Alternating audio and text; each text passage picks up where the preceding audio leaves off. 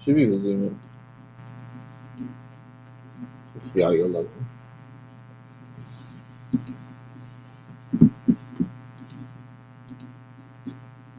I mean, it's not the big of a deal, man. It is. Bugging me. Can you type in? Oh, there we go. Yeah, it's right there, bro.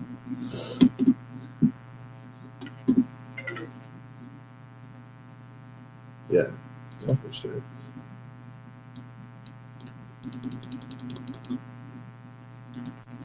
Fair enough. Oh, why, excuse me.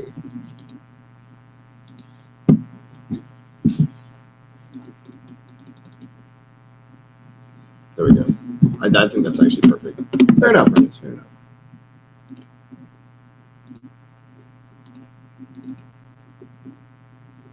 It's a screen within a screen.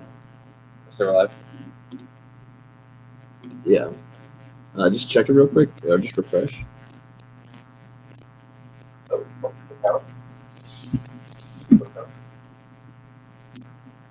No. It's this is the first one.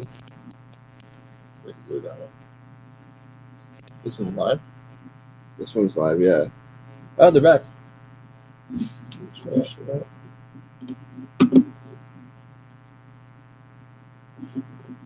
that the regalia? Is that regalia going? Yeah, I think so. Yeah, this is live for sure. Great. Okay, let's put it up. Let me just make sure the settings are good. Yep. Alright, let's put this one up. I just gotta find the link for that. Let's see where I find the link. Yeah, how do you want to do it? Do you want me to invite you again? Is there a way outside of that? Say top real quick. Put that to Facebook real quick.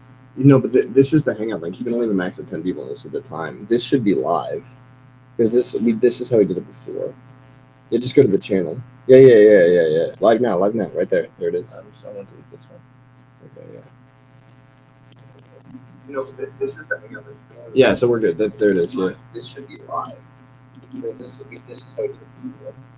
Yeah, just go to the channel. Perfect. We're good. Yeah. Live now, right there. There it is. Yeah, so how far?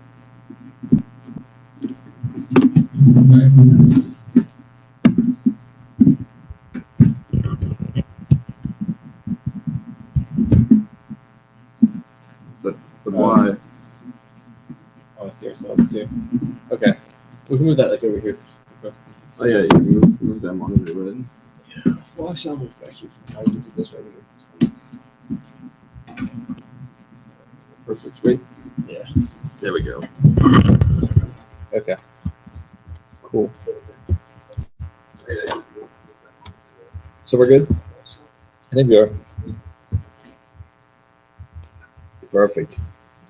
There we go. All right, mute us. Test. So we're good.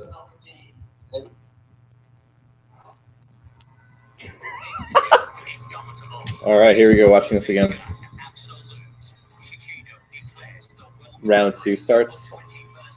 Shishino declares. To be fair, I do like the music. Music isn't bad. Not bad at all. Mute? Mute this? Yeah. We can, yeah, otherwise we'll hear ourselves. We can't hear any of it, otherwise it'll overlap and we'll get an echo. So there's not any sound on this thing? Mm-hmm. There might be, but we can't hear the sound. You know what I mean? Yeah. I mean, unless we had a headset on and you know what I mean? Like, that's fine, but we don't have a headset, so we can't put it on speaker. That's what I'm saying. Yeah. Okay. Well, in that case, what we're going to do is take this link. Put it on the... So our stream has a slight delay. That's fine. Of course. But on top of that, this thing right here is... I don't think it's a good idea to have both of these two because I feel like this is bogging it. This is bogging this down because they're both online. Okay. You know what I mean? So. Well, no, the issue is I just want to have the sound on so we can hear if they're saying anything. But if they're not saying anything, it doesn't even matter because we can just watch the screen right here. Yeah, well, that's what I'm saying. Yeah, it doesn't So matter. what I'm going to do is take this link, this we post it on the Facebook and Reddit. Yeah. Oh yeah, give it to Justin Mike too. Vlad Tepes, Darkness, Silver Stake, Breath of God, Alexander Geronimo.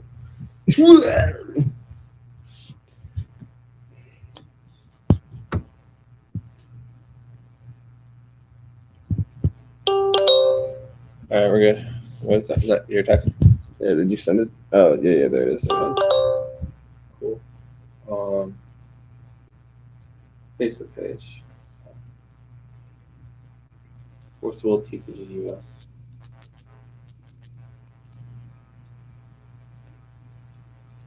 All right, looks like World's about to start in a couple minutes. I'm not posting it up yet until they start the rounds. Once they start the rounds, I'm going to post it on here. Okay. So that way everyone. You can put it on the subreddit.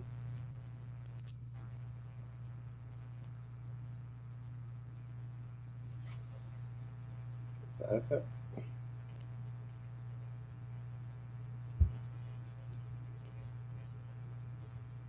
Live commentary featuring Aquan Chosen, Ernest Patton. I don't want to say that. I'll just say Aqua Chosen. You sure? Yeah, it's fine. I'd rather not give out my full name online. Do you think there's people training more because of it? I don't think so. I think your name holds on to weight, bud. I think it's fine. Aqua Chosen. Anything they can just don't know who I am from. Your voice? Maybe, I don't know. No. Alright, this is actually pretty cool. This is terrible music. It's terrible music. This video was probably expensive, dude. Really think so? Oh yeah. I mean, I paid for shit like this already, dude. Like, yeah, it's you. Even though, because look how long this is, though. You know what I mean? Did you mark this as mature? No. Yeah, I should mark it as mature. I'd have to restart the stream again. Okay. And dude, I'm not gonna be cursing up a storm. You know what I mean? I learned my lesson last time, bro. I don't think, you know what I mean? I guess. Okay.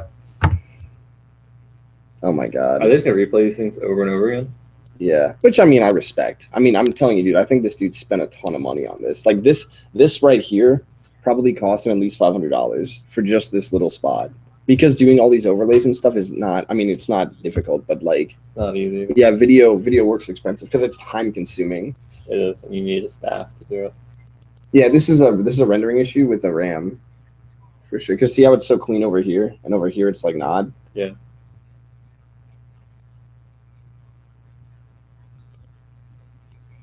Or maybe it is both. Oh no, because you're watching us, right? Or you're watching it live, so it's them. This is live right there. Okay, so it's them, right? Well, no, I think it's us. I think you're right. Fuck. Okay. It's fine. It's not that big of an issue right there. Okay, so yeah, turn this off and then. Yeah, I turned the stream off already. Okay. Pause it. Or pause it, yeah. No, we're not. Yeah, we'll pause this one too. I want to see if this is still lagging. This our stream? Yeah. I want to see just to see if the internet's getting bogged down. I don't think so, but I'm just curious. This is hardline, so I shouldn't. Yeah. I don't know. It's weird. I don't think there's anything playing right now.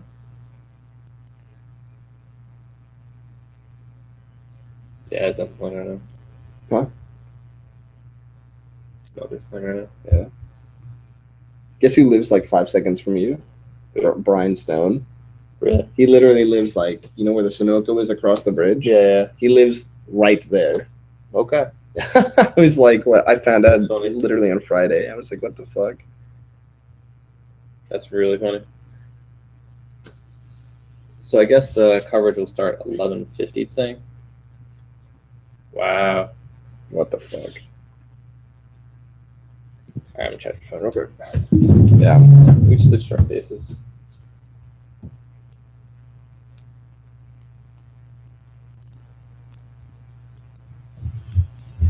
I'm gonna unmute ours somewhere. Make sure this. Oh no, this sounds good on ours, right?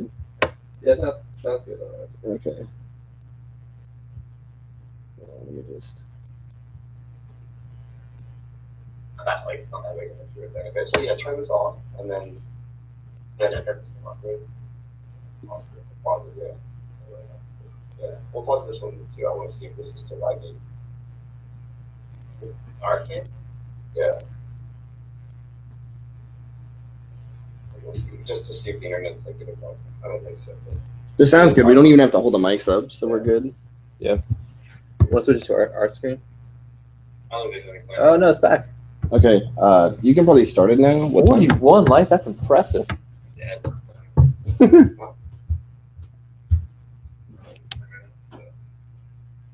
Guess he lives like 5 seconds from you.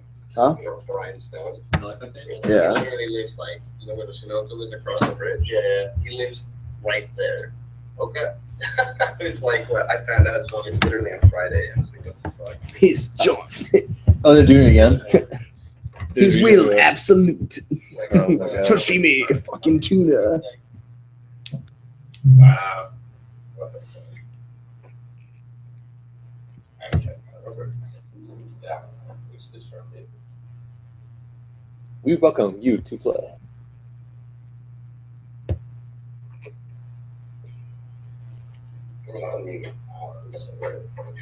Oh no, this sounds good on ours, right? Yeah, That was a cool graphic. Even that, you know what I mean? Yeah. I mean, obviously, he's staying in front of a green screen, and he, like you Of said, course. he probably knows some dude. But I mean, the fact that he's like doing shit like this is cool. It was interesting that Stephanie made that. I know she's gonna hear this, but like, you know what I mean. It doesn't matter to me. I just think it's interesting that she said that this stuff works in the Japanese market. You know what I mean? Like in the United States, like this is not a bad graphic. You know what I mean? And it's here. Let's actually mute this because now it sounds good. Yeah. Those are just our screen. Let's see here. Oh, no, Hear us. okay, you can probably start it now. But 21 life, that's impressive.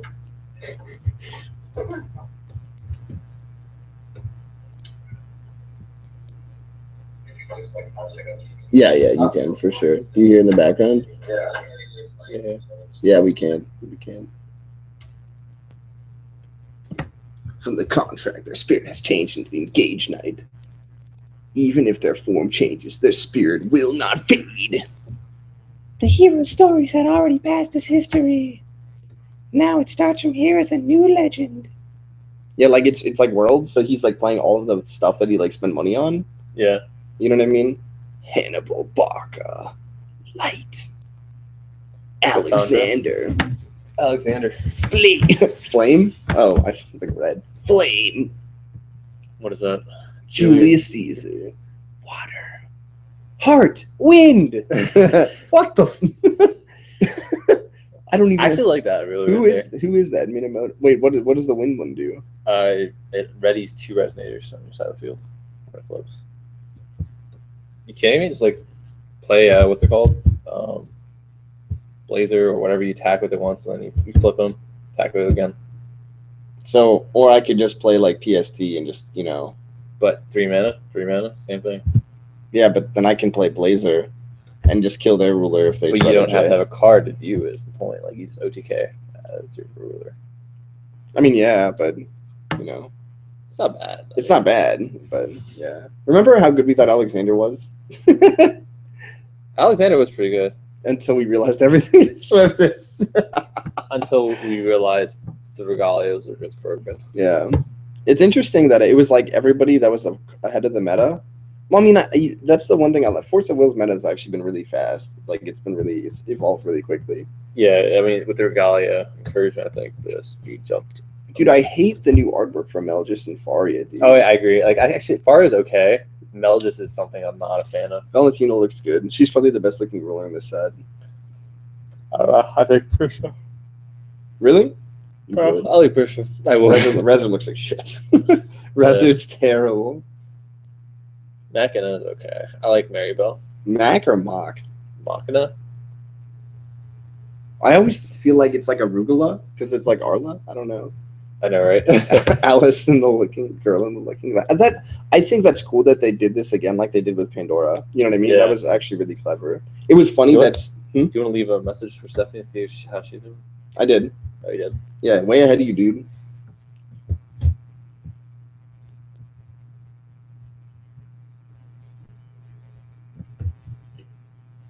She's probably busy, you know, doing Stephanie things.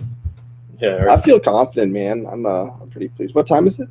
Right now, Yeah. 10:30. Okay. Oh, that's it. That's it. Yeah. Do you wanna? Maybe we can reset it with mature content on.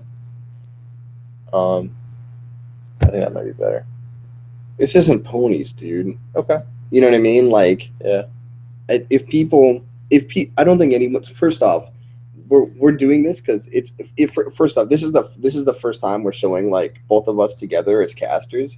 So like for this community, outside of like doing it like a couple times here and there. So Yeah. I mean, it's not like I'm gonna watch what I say. You know what I mean? I assume you are too. I don't think we have to do a mature language because if anything, that flags us in a negative light. Yeah. Exactly. You know what I mean? So I don't think it's necessary. You know what I mean? Just I'll be dolphin safe if you are.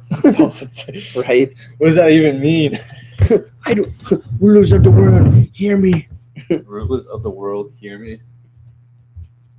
I can't believe, dude. You should have been in Japan. Probably. Hey, how long do bananas stay good for, man? Are there tricks to keeping bananas? Or you just have to eat them fast as shit? We just go bananas like crazy. Oh, this is laggy as fuck. Is it the stream or is it the? I think it's both, to be honest with you. Oh, fuck yeah, dude. You already knew. Friday somewhere. No, it's not. No, it's not. Hell yeah. Are these the beer ones? Root beer ones? No. Oh, were these from the cider festival? These were somewhere. Oh, well, cheers to a fucking successful stream, my man. All right, let's do it. Oh, that's good. It's really Yeah. good.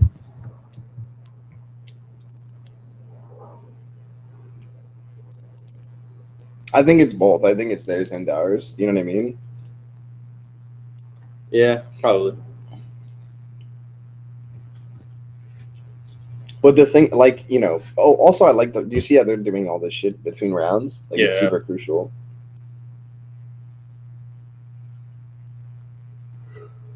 Like, the ARG wasn't doing that. I do like the overlay though. Like it has like a little screen over here, big screen over there. Yeah. So The one, I mean, this is cleaner than the ARG one, which is super busy. yeah. Is anyone on our stream yet? Just us. I mean, the thing is, I haven't posted on this called. Well, you save it to. Oh. Of course. What deck and Against who what? Yeah. was it? Round one. Stephanie Shaw defeated. What up? All right. Did you just post this? Huh? Did you just put car games? What is no? That's I didn't post shit. What is that? Someone just posted this Definitely Shot one. Oh, nice draft games. Oh my god. Freaking. No, dude, you have fucking so much shit on here. I know. It's just Chrome. Like I don't understand. Well, How to get rid of it. So you should just wipe. To be honest with you, because that's what you know what I mean. Otherwise, you're gonna have to download a bunch of antiviral shit.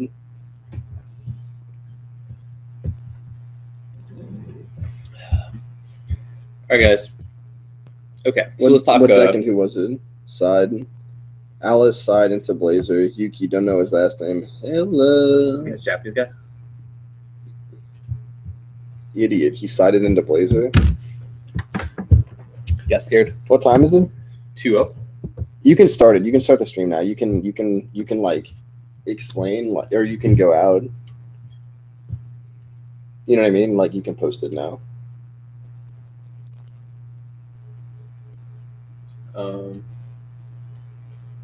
I'm gonna post this on the Reddit. Yep.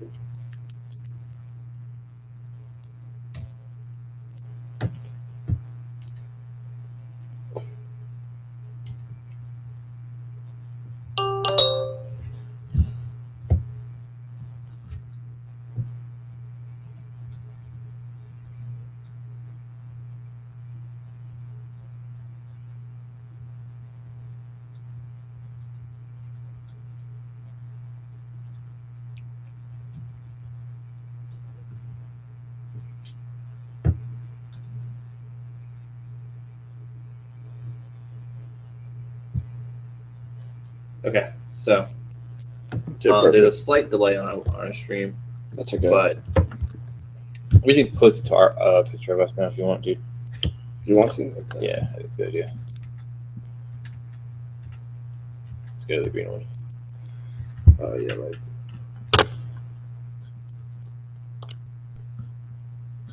Okay, so basically, at Worlds, we have SKT only viable, right? Yeah. So, in my opinion, there's going to be certain decks, I think, because the set's only limited to 105 cards plus the starter decks of, I don't know, how many, 25 cards or something, 30? Yes. So they're very, very limited. Actually, it's probably like 50. So you have like 150 cards. It's a very limited pool of cards to really work with to create a deck. So there's going to definitely be a tier list, and there's going to be a hierarchy of what works and what doesn't work. There's going to be certain decks that are going to be a lot more powerful than other decks, and I think we'll see that very, very clearly in the final eight. With that being said, I think, in my opinion, I think there are certain decks. I mean, like, what would you say? I don't want to spoil anything. My like what I said, what I think right now. So first off, Aqua, cheers to a good cast, my man. All right, buddy. Super excited that we're here. So thank you for joining us, everyone. That being said, I think there's a few pitfalls that people are going to run into coming into Worlds here. We already know round one passed, and one of the biggest concerns that a lot of players had coming into this was they didn't have enough time to play test. The Worlds competitors had this very small grouping of cards, and they couldn't obviously spoil that to the team. So the amount of time that they had playtest going into this event was only a couple weeks. And when you say team, you're referencing not team per se. Like you're talking about the U.S. Force of Will team. Yeah, exactly. So you have Italy, you have the United States, you have Canada, Japan. Yeah, I mean, from competitive standpoint, we want to look at it. Let's take the amount of players going from America to this World Championships. I think there's supposed to be 45 players there. I wasn't confirmed on the final count of players that attended, but it looks like the stream's back up, guys. We're gonna kick back to the stream. But basically, when a third of your competition is going to be your own area, and when your own region is one of the strongest regions in the world, you don't want to spoil too much of what your game plan is going to be, or what cards are going to be really powerful for your highest level competition. Is going to be the U.S. team probably. That's exactly right. I'm expecting a lot of really good things for Eponk. Eponk, and then Japan has always come out with really aggressive strategies. Like, of course, they had like Aggro and things like that. So, and Bloody Grim. So I think Japan's probably going to be leaning towards something like Blazer here, and even maybe like a Machina deck. I would imagine Italy's probably going to maybe swing toward like Alice and Rezard. And I'm anxious to see. I think the United States is probably going to be rocking something like Blazer.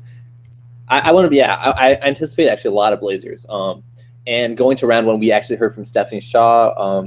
She was one of the world competitors on the U.S. team. She won her first round. I think it was 2-0. 2-0, that's correct. Against a Japanese player who played Blazer and Alice. That's correct. Interesting combination there. I'm not sure if I agree with the Alice combination with Blazer. I don't want to spoil too much of. I know a couple players' decks, actually. I was communicating with a couple of the world players and helped craft a couple of those decks for the world players. So I'm definitely rooting for Team USA. With that being said, there's a lot of Team USA players out there. I think there are a couple that I really, really want to see do well. Yeah, for sure. And Stephanie Shaw is one of them. So yeah, and to be honest with you, I think Stephanie has a lot going for her. She's proven herself through fire. She's a judge. She knows game mechanics incredibly well. She might be the most technical player in the world. And that's not an exaggeration. Then you also have things like players like Eponk that are coming in with very unique ideas and a interesting take, I guess, on the way that they're coming into deck building itself.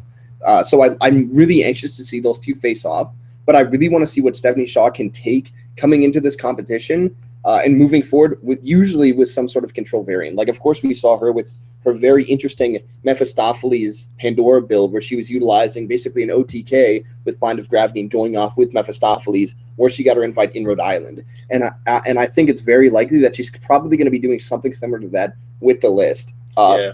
I mean, with that being said, also I really hope to see like someone like Ryan Valentino on stream, because I hear he's like a fantastic player, and this is just not from word of mouth, but this is from word of mouth from other really strong players out there. So I definitely think, to be honest, that the United States has the strongest lineup right now, taking nothing away from the other regions. I say that because I think the United States had more time to use the regalia, and honestly, I just think playtesting during the last format gave them a huge edge going into this event. Well, also, you have to take into consideration the population. Like, we have a lot more players playing, I think, Force and Will than any other region in the world. So just because of the sheer amount of players playing the game, also, I think, kind of contributes. I mean, not saying, like, more is better, but when you have more players to choose from, I think there's also going to be a good amount of more caliber players, let's just say. And I think that's why US, I think, stands out in comparison to the rest of the world right now, is because the caliber players are a lot stronger. So yeah, that's exactly right, Aqua. Looks like the stream is lagging a little bit. You just refresh it. Yeah, the stream's lagging a little bit. Just hit the refresh button. Yeah, just refreshing. So we'll put the stream back up in a moment. Looks like they're also trying to set up commentary on the stream itself. That'd be pretty cool if they do commentary. Oh, it looks okay. No, it wasn't us. So it looks like it's actually offline right now. Okay, so they're trying to fix a couple bugs here and there. Pretty cool. Cool. So we're gonna slide back to actually us. I know, just so you guys have a view of what's going on our end. So, like we've been saying, so let's talk about some of the power cards going into Worlds here. So, okay, if we talk about the power cards, I want to talk about 5 specific cards, in my opinion, that are going to be the strongest sets. I mean, strongest cards. Can I start with number 1, please? It's this. You know, this is my favorite. I card. think this is obvious. Okay, so numero uno, 100% is Gwyber, right? Gwyber's definitely. I mean, dropping a turn 3 Gwyber in this meta where there's such limited amount of removal cards is so incredibly powerful. It can be completely devastating. There's nothing you can do. You know what I mean? And then you have other cards like Power Supply Team, where swinging in for 2,400 damage in 1 turn is just outrageous. Well, yes, exactly. I would like to point out, like, okay, top 5 cards are definitely number 1, Gwyber. Number 2, in my opinion, it's going to be Guinevere. Guinevere is a really interesting card. 1-drop, it always allows you to circulate cards. You're never losing out on tempo. With stuff like Rook Egg, red has a huge arsenal.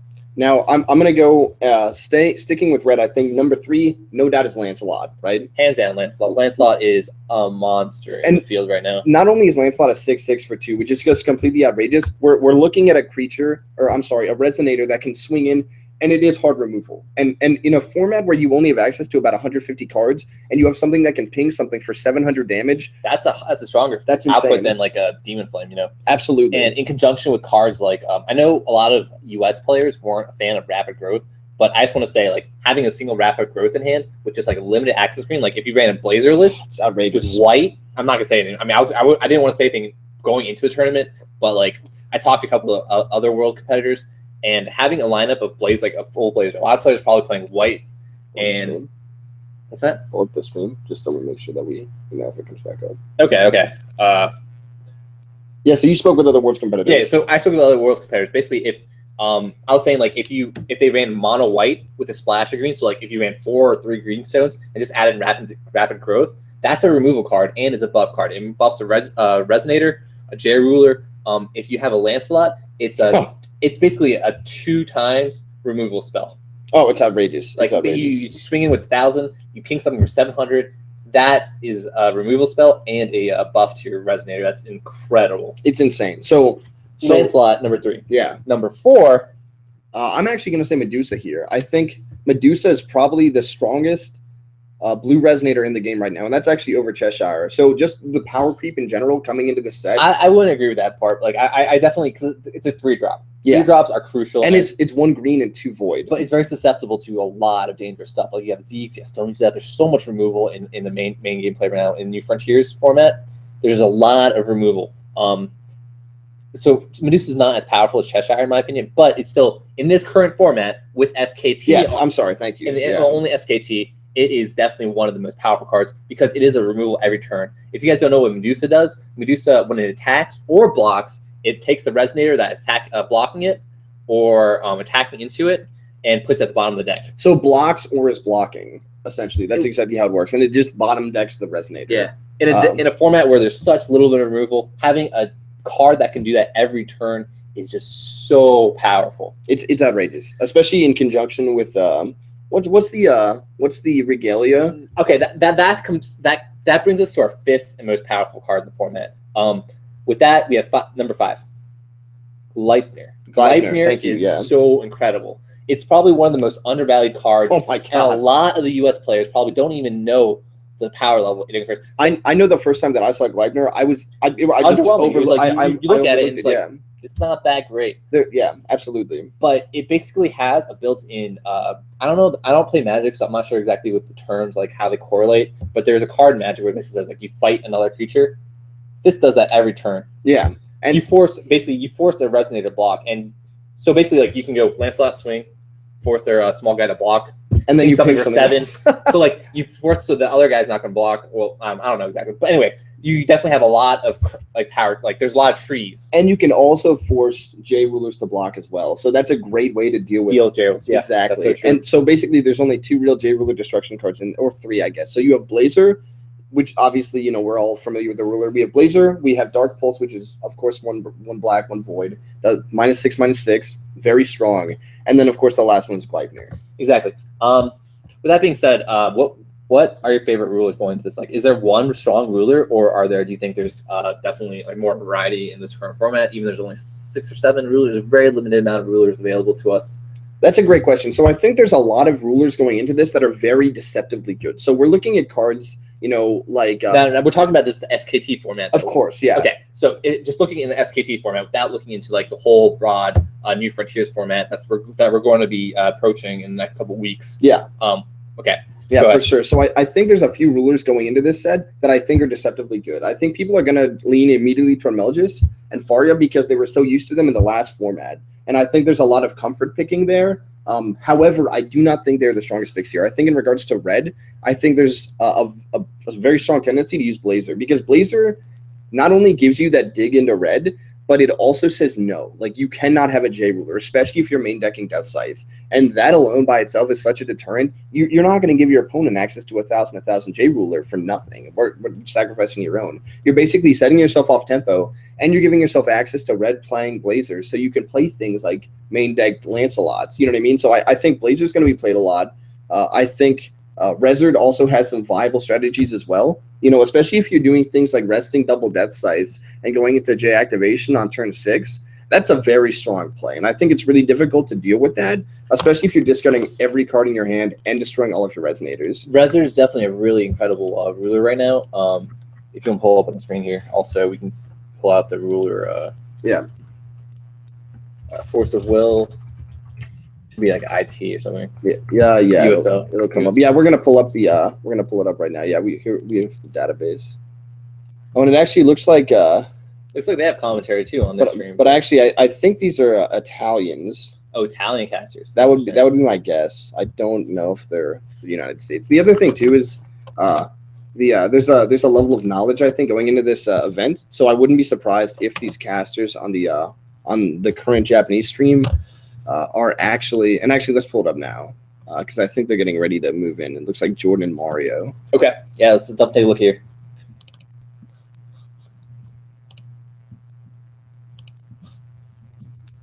All right, here we go. Yeah, so 2 casters on here. I believe these are Italian casters. I mean, to be honest, it is around midnight stateside, so I'm not surprised at the amount of people that are actually on here. Well, actually, watching the stream. To be fair, like it's about 11 p.m. on the East Coast, West Coast, 3-hour difference. That's true. It's only 8 o'clock over there, so they're just starting over here. I'm over there, so. Yeah. Oh, there it goes. Okay, so we're still good. It looks like they're actually calling in rounds right now. That's why everybody's getting up on the stream, moving toward probably getting pairings. It's Aqua. It's actually only a 6-round tournament going into this. Is it? Yeah, it is. It sure is. Okay, 100%. Okay, yeah. Wow. 6 rounds. Yeah, so very, very short tournament, which means there's very little room for error. I think you can only make top 8 if you go X 1-1, or if you might squeak in with X2 possibly. Yeah. But most likely, I'm gonna assume you're probably gonna have to go X 1-1. Yeah. In order to squeak in a top 8. Like here, it's do or die. Yeah, that's exactly it, and that's why I think Blazer is such a strong ruler. Going back to that, the lack of variance that Blazer comes into this event with is just too much to pass up on. I think having that access to red is just way too good, and I think that's what a lot of players are going to go into this event looking for, is ways to cheat in other colors. And I think there's only 2 real ways to do that. You have access to Blazer, which gives you access to red, and then you have access to deep blue, which gives you access to green and red if you're utilizing blue as well. Yeah, Yeah, deep blue is definitely one of the color fixers. There's really not that many fixers in this current format. So basically, unless you're comfortable playing monocolor, and I think right now it's just not very viable in the current SKT format. You'd have to go into like dual colors to really access the power cards from each color can provide. Because there's only a limited pool of each color. The cards each color provides, right? That's exactly. So like That's you have exactly blazer right. and deep blue to really fix those colors. So you have to go either mono blue into deep blue to give you access to other ones, or take a gamble and go into like maybe primary white with something else like splash of green. But that's like you're missing out on your first 2 turns really. It's also really risky if you're main decking red. Yeah, very risky unless you're main decking blazer. If you're making blazer, your problem solved. You're going to have access to Lancelot regardless of the stones you pull out. That's exactly right. Which is another reason why rapid growth could be incredibly tech. Now, Aqua, I'm predicting already. I think rapid growth is going to have a huge impact on this format. I'm expecting a lot of power supply teams doing some sort of OTK variant, and I think that's certainly possible. You're actually that's something that I expect like someone like Epoch to come out of the woodwork with. A power. Okay, if you guys don't know, power supply team is a card that costs 3, right? And you contribute the card to ready another resonator. So basically, what you're gonna do. Ladies and gentlemen, we actually just got the stats for the God. wow, the rulers. So we actually came into this event expecting to see a lot of Blazer mirror matches. Yeah, we thought there's gonna be mostly Blazers, and we were confirmed. We weren't wrong. Confirmed. We have 47 Blazers. What the? I'm not gonna stop. I'm gonna stop there. That's a lot of Blazers we're seeing in this format. There's 47 Blazers, 4 Alice, 2 Arla, 1 Resort, and 1 Machina. So the Machina is obviously going into the Gwyver OTK. Of course. In my opinion, this is too weak, too easily to be disrupted.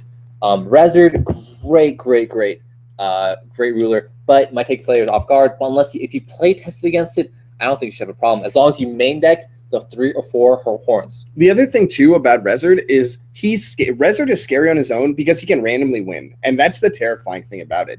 The thing with Resort is if you get a good mill coming into something like dropping a Prowler or a Soldier, and if you hit those Necromancies early on, there's a lot that you can do. Maybe you hit an Arthur, you hit more other Resonators. You have a lot of cards in your hand, and it's really difficult, especially on the play. You know what I mean? And that's something that a lot of other decks in this format don't really have a huge advantage on. Resort on the play has a lot of really fat bodies that it's hard to deal with. Whereas, if you're playing Blazer, you do have access to things like Lancelot and Rukeg. But I just feel like the bodies that you can exchange with Resort are just stronger because you have so much more pressure if you get those early Necromancies. That's true. Resort, the bodies in black right now, like in this format, there's a 6/5 for 2. Like, Lancelot's not going to be able to get past that on turn 2. Like, you drop that.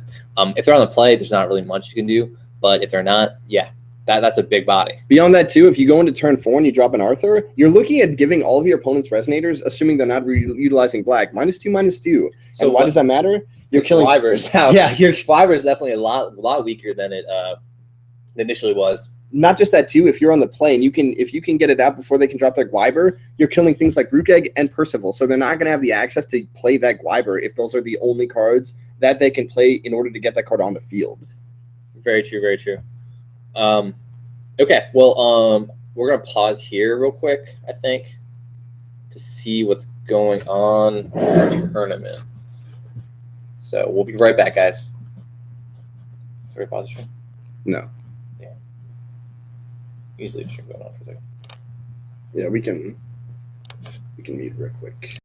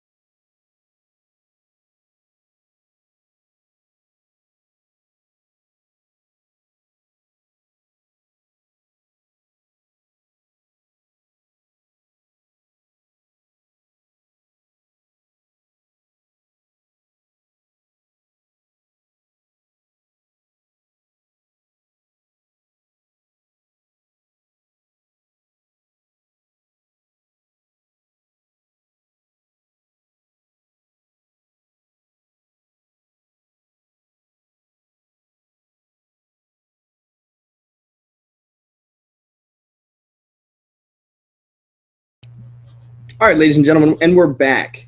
It looks like they're getting into the next round here. Throwing up the stream. Yeah, definitely. Looks like we're gonna see another. If you look in the back, I saw Stephanie Shaw right there. Yeah, Stephanie Shaw. Yeah, Stephanie Shaw with that unmistakable hat. Now, it's actually, like we said, it's interesting. There's 47 Blazers, 4 Alice, 2 Arla, 1 Resard, and 1 Machina. So going into this event, I'm kind of anxious to see if it's going to be a Blazer-dominated top 8, or if we're going to see these rogue decks going into this, maybe making a strategic meta call here. So I'm anxious to kind of see how this plays out. Now, going into this, it looks like we have our 2 players right now. And actually, we did get an opportunity to listen in on the other casters. It looks like we have 1 American gentleman and 1 Italian gentleman as well. So they're providing commentary on the other side. However, I think there's a bit of a communication barrier there as well. It's very, very slight. But, Yeah, very slight. Yeah. They're talking about a lot of like the very,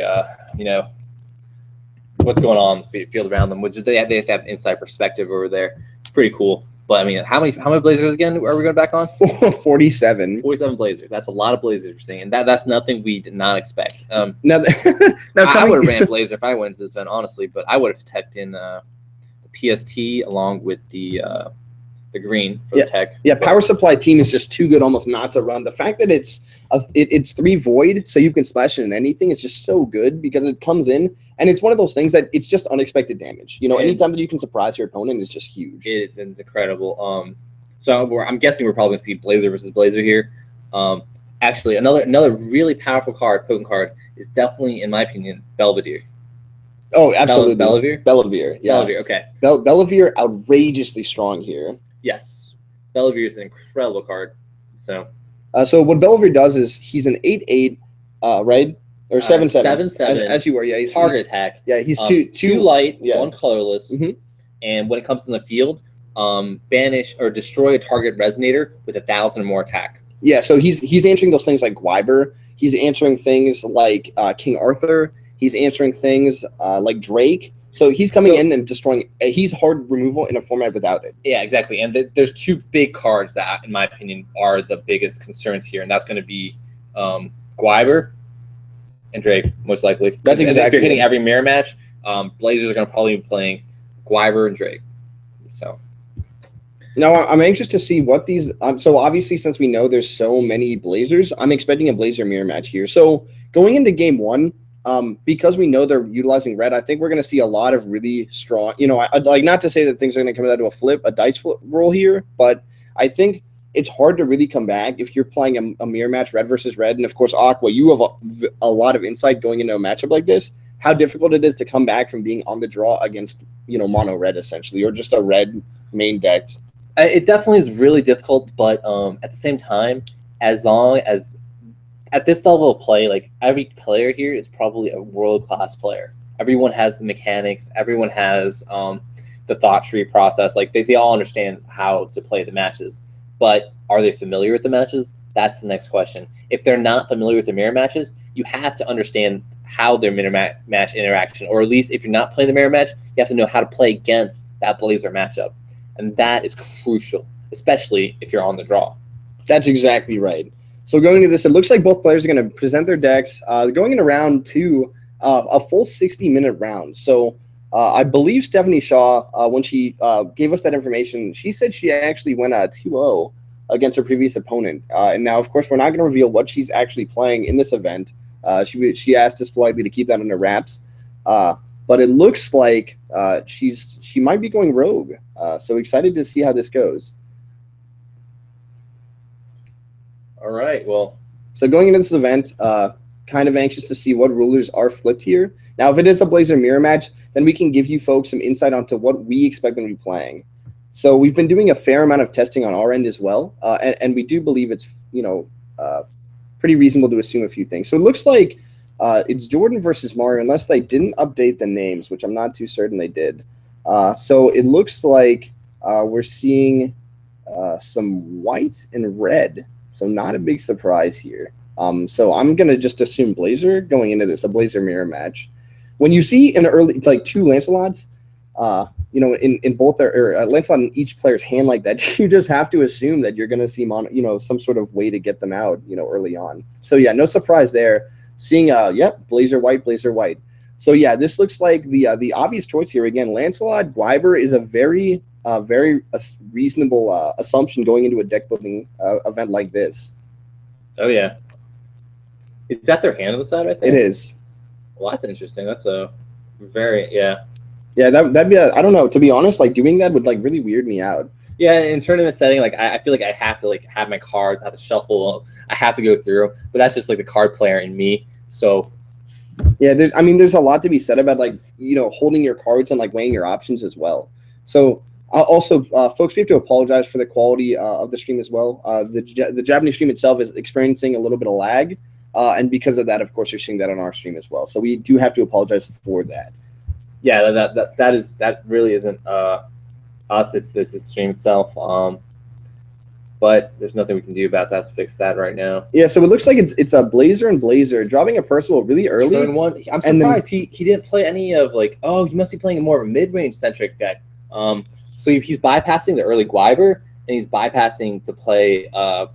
Looks like Adam's bypassing to play the early Gwyber and playing like the Rook Egg, Guinevere. He's going to more of a mid-range heavy deck. He has like Flame King Shout to handle all those early game threats. It's interesting to see him just be that aggressive early on. Also, I'm pretty certain that the Lancelot damage went through in order to do 600 to take Henry down to 34. So I'm wondering if they're actually going to update the life count, but I guess not. Yeah, I guess we're gonna have to like just definitely give you a board by board gameplay. Yeah, so I guess he's going to swing in with Percival. Again, not a big surprise. It's just 200 damage, so that's going to move as well. And yeah, there it is. So he's actually going to update his life count, moving down 34, obviously. And again, we're no big surprises here, seeing that early aggression. And then, of course, he's going to return in kind. And Percival Lancelot's probably one of the strongest things you can do in order to kind of deal with this as well. And so there he actually sacrificed his Percival in order to crash into his opponent's Lancelot as well. So that was an interesting play there. So he ended up maintaining board state after swinging in for 2, and then, you know, retaining his lance as well. By using the Percival's secondary effect, it banished itself to give it your Resonator can't take damage or Knights of the Round Table. That's exactly right. Okay. Now, which is a clever play, but the thing is, Adam actually had another Lancelot to deal with that Lancelot as well. Is that a Hector also? That does look like a Hector. That's correct. Okay.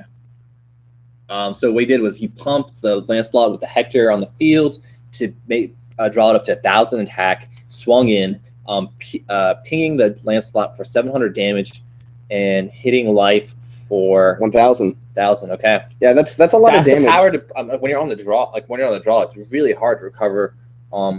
Just in the mirror match itself. Yeah, and that's honestly, I don't know if I agree with Henry maybe making that play where he swung in to the Lancelot with his Lancelot. Like, I understand, but the thing is, you're still playing on your back foot regardless. So even though he properly traded there with the Percival, I might have just like swung in, or you know what I mean, and then forced him to maybe try and ping. To be fair, like his lance. Anticipating a second lance that early is definitely I mean, yeah, for sure. That's when you only start with 5 surprise. cards when you're on the play. The chances are a little bit slim. Now Henry actually has a bow here, and a Gwyber as well, so he does have things to do. So yeah, so he's going to drop that Percival, and I think he's going to go into an early Gwyber here. And I think he drew into that bow, and that's going to give him a lot of pressure in play as well. Adam kind of just like responding to this as well. Again, being on the play is, I mean, it's really difficult, you know, to not play. So you just played. Yeah. You played two Percivals, right? I believe so. Yes. So now he's set up perfectly for a Gwyber play. So with the third resort, Yep, there it is, Gwyber. And there's Percival Gwyber. Yeah. Gwyber's cost gets reduced by 2 for every resident you play this turn. So 2 colorless. So basically, it costs only 1 colorless. I mean, one white. 1 white. Yeah. 1 light. And with the 2 Percival drops, boom, turn 3 Gwyber. That's exactly right, Aqua. Now, going into this, Adam's going to have to respond to that Gwyber, and I'm anxious to see how he does it. So it looks like he's going to drop a Flame King Shout and hit everything, and I'm assuming he's going to utilize probably a Demon Flame to destroy that Gwyber. That would be my guess. Now, what did he drop there? It's really difficult to see. I mean, and again, folks, this stream is not super high quality, just, you know, between the skipping and the resolution. It's very possible. So I can't exactly make out. Yeah, I don't know what that resonator is on the top of this, by the 38. Yeah, but there's the Demon Flame. Yeah, that was clearly obvious. So he Demon Flamed into the Glider after playing the Flame King shot and cheated in a resonator as well. Okay. And then he sacrificed a Percival to save his other Percival as well. But again, I mean, Adam's at 38, Henry's at 18. It's just impossible basically for him to come back from this. I don't foresee the possibility. Now, I'm a little surprised that Henry didn't drop. So just to let you guys know, I just got word that from Zach over here that the guy on the blue is actually Adam. The Henry Moore is going to be the one playing on the left. So like the names are swapped out with the players. So okay. Yeah. So we do apologize for that. Percival swings in. A mighty 2. Yeah. So he's actually gonna hit him with that Hector as well. And here's the thing. I'm actually surprised. I mean, so I understand why he played the Glider, but this is the problem with being in the play. I think he should have been less aggressive, and that's the problem. I think Henry should have been playing defensively, and he could have dropped the bow because he does have Demon Flame. It's actually Adam. Adam's. Oh, I'm sorry. right? Thank you. Yeah. So Adam on the blue. Yeah. Adam could have dropped the bow instead. And instead of playing Gwyber, because what's Gwyber going to do? You know what I mean? He knows his opponent's playing red. He knows he probably has a Demon Flame, because that's, again, very meta, very standard, especially in a format with very little removal. Well, we're sitting with 3 cards in hand. Like, I mean, Fan, you did open. You didn't see the Demon Flame come out yet, so it's a very high possibility he still has that Demon Flame in his hand.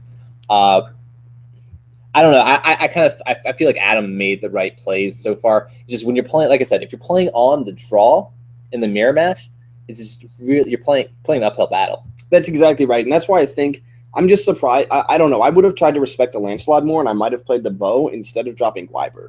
You know what I mean? Because then he's forced to deal with the bow and then anything else. Because he had a Lancelot as well in his hand, I believe. Looks like it's the 3rd card from the left.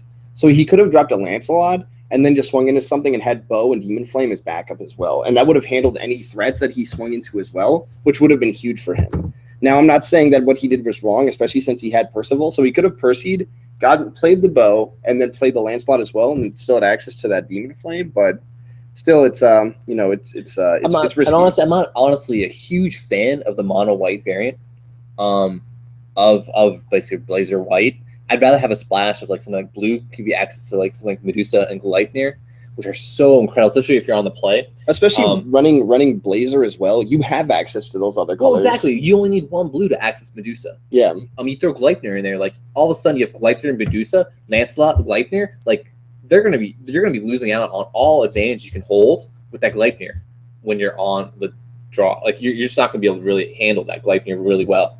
So that's exactly right. I'm out. Honestly, it says a lot to look at this deck building because all we're seeing are mono white. You know what I mean? And to be honest with you, the first thing I really don't agree with that. Like mono white. I completely agree with you, Aqua. I think that let's talk about it's so deceptive to go into this event because you're looking and you're like, oh, I'm going to play Blizzard. Not to say it's not powerful. Like, it's definitely very strong. But it's not optimal. And that's what we're getting at. I think the problem is that playing mono white is not optimal. You can do better. Green, you can access what's it called? Rapid growth. You splash blue, you can access Medusa. Yeah, exactly. If you splash black, you have Dark Purge. You do have Dark Purge. You can also use the other one, the Knight something. Endless Knight. Endless Knight. It's cost 2.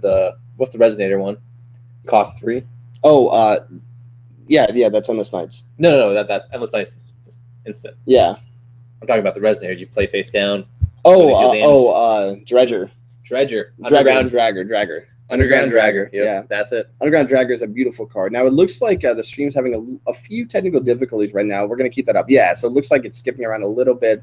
It looks like they're having a little bit of problems on their end as well. It looks like you can see in the upper left of this cap that they're trying to figure out kind of what the issue is. Again, I think there's just some connectivity issues there. Honestly, if they are using like a hotel like internet, like you're basically clogged down to whatever the hotel can provide. Yeah. And honestly, if it's not the fastest internet provider, like it's not going to be that great.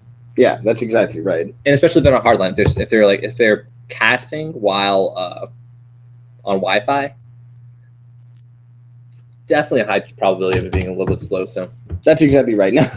Now, not to laugh at any of these players, but You have I mean the tension between Henry and Adam is just outrageous. Like I think Adam's probably gonna have to scoop up. He's not gonna scoop, but he's probably gonna end up losing this game just because of being on the draw right now. And the other, Henry here, it looks like he has a very strong hand. Yeah, I'm actually really excited to see Stephanie Shaw on stream actually because I believe she's rather She's ready. Let's just say she's ready for the I Blazer meta. I think she's pretty prepared I for don't this want to matchup. say she's running.